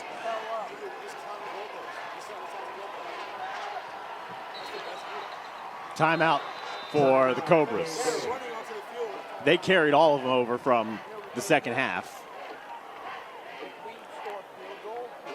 Copeland looks like he is favoring his throwing wrist. And that's not good. He was clearly holding it. Right. Well, that previous alignment before they called the timeout, they had that one-on-one to the top of the field there, and I would think if that wide receiver, if he can't beat that guy and get across his face and get to the inside of him, I mean, that's a simple throw. The one at the top prior to the timeout was Cameron Hardison, a senior, who has 3 catches on the year. Let's see if we can see what happened to the wrist of Copeland. Oh, he kind of fell on it, maybe. Was it the? Oh no, it was the right hand that he was favoring. So same lineup. You can't see at the top of the screen, but that is wide open. 2-step drop and just throw it to him. Roderick, the Tebow jump pass. Got a little fancy. It'll be 4th down. And I mean, I don't even think that had the potential because that was well covered up. Cane Bay will go for the tie. Yeah, I don't know about that call there. Roderick's pretty angry at himself, but I agree with you. I don't think there was a whole lot there. Better off letting the quarterback there, Copeland, throw that. Here's Ryder Wissart. He's got a big leg, but he's 4 for 9 on the year. It's a high snap, and it's blocked. By the same guy. Morrison blocks it and wins the region for the Stags. That's the second time tonight he blocked an extra point in the same thing, Darren. We were talking about it. He was timing the snap, and he comes up with the biggest block of the season. And congratulations to the Berkeley Stags as they win the region championship. What a game, Darren Goldwater. What a rivalry has developed here. Last 2 meetings have determined the region championship. Berkeley has won them both. This time it was overtime on a blocked field goal The second block kick of the day from Trey Morrison. And all the Berkeley fans who made the trip over are rewarded with their second consecutive region championship. Your drive of the game, we can be a little liberal with that. Why not? It's the play of the game. It's also your Chevy Silverado drive of the game. Make it the drive off the ground and into the air for Trey Morrison. Well, you see, take a look at it, Darren. It's kind of a high snap, and if you notice, the kicker, he kind of takes that quick pause, and I wonder if that threw him off, and that resulted in the block by Berkeley. What an effort by the Stags. And by Cane Bay. It stinks that somebody has to lose this game. Two teams that left it all on the field. You hate to see somebody lose. I would imagine they could very well see each other again in the playoffs. Low Country Chevy dealer, key player of the game. It'll be Chisholm for you. He had 3 long touchdown receptions. This one was an 80-yarder. Right after the kick put him at the 20, they went to the air to Chisholm. Low Country Chevy dealer's key player of the game. We'll be back to put a bow on this one and on our season of Friday Night Rivals driven by Low Country Chevy dealers and hand Berkeley the trophy. Technically, it's not the region championship trophy, but for all intents and purposes, it is. Berkeley wins it on the road with a blocked field goal in overtime, 30-27.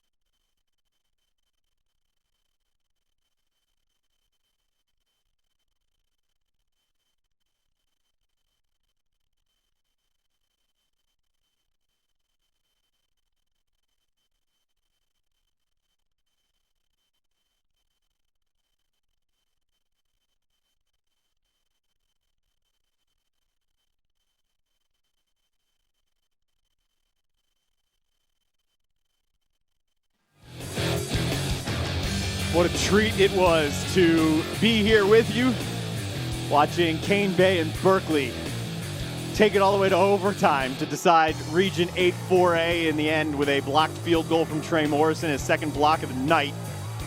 Berkeley extends its winning streak to 9 games, wins the region, and is the likely #1 seed in the lower state. They're enjoying this moment here as they rightfully should. Yeah, this is a team that can definitely go a long way. You know, offensively, they can pass the football, they can run the football. Defensively, they're big, they're physical, and they have playmakers. And when you have a running back that's explosive and a wide receiver like Chisholm that can basically come up with big plays, they have a kicker that's going to the north-south game. So every area of the game that you have to excel in, that's exactly what Berkeley does. And you know, if everybody has to come through Monk's Corner, that's going to be a tough goal for any team that has to go to Gerald Moody Field. They just have so many weapons. They've got Wicks, who is one of the leading running backs in all of the state at 150 yards a game. They've got Tuttle, who doesn't make too many mistakes. They've got Chisholm, who's one of the better, more dynamic athletes, certainly in the lower state. And a defense that has been playing better in the last 2 years under Randy Robinson, who's now won 2 region titles in 2 years, and he's with Josh Rogers. No doubt about it. I know God don't care who wins football games, but I sure thank you for giving these kids a win after how hard they've worked. Fun to see our kids enjoy the success of the game. You told me at halftime your game plan was tackle number 8. I noticed there in overtime you had that misdirection play sniffed out. He just outran everybody, and that was going to happen. Offensively, we didn't do what we needed to do to win the game. Our defense hung in there, and man, what a way to end a blocked field goal. Yeah, of all things, special teams gets the win. Obviously this means a lot for your school, but to see your team pull this out. See the heart our kids exhibited when we got down. They were grinding it down the field, 20-play drive, it seemed like. Our defense was exhausted, but I challenged our inside guys to hang in there, and they did. And so proud of my football team. All right, well, I know you've won this trophy once already this season, but something tells me this one means a little more. This one's got a little something behind it. All right, Coach. Well, you take care of that. Back to you guys in the booth. Nice job down there, Josh. Yeah, that trophy for Friday Night Rivals, driven by Low Country Chevy dealers, will forever represent the 2017 Region 8 4A Championship for Randy Robinson. What a hire it was for Berkeley. Exactly. 2 years ago, all he's done is now win 2 regions. He's won 9 straight games as the Stags head into the playoffs. Well, our year, whatever it is, 7 or 8, however long this has been running, it's been awesome. And this regular season has come to a close. Once again, a great job by everyone on our entire crew, led by Jason Lewis, Jason Bennett, Nick Case back there, Jordy handling the graphics. Awesome job. For Dean Stevens and for Everett German and for Josh Rogers, Erica Scrippa, who am I forgetting on the sidelines? Brady Hart, not Brady. Good job this year. Thanks to all our sponsors. We'll be back for the state championship game in November. Tonight, tune to ABC News 4 at 11, Friday Night Rivals. Complete rundown of the scores from around the Low Country. I'm Darren Goldwater. Congratulations to the Stags, your region champ with a blocked field goal in overtime.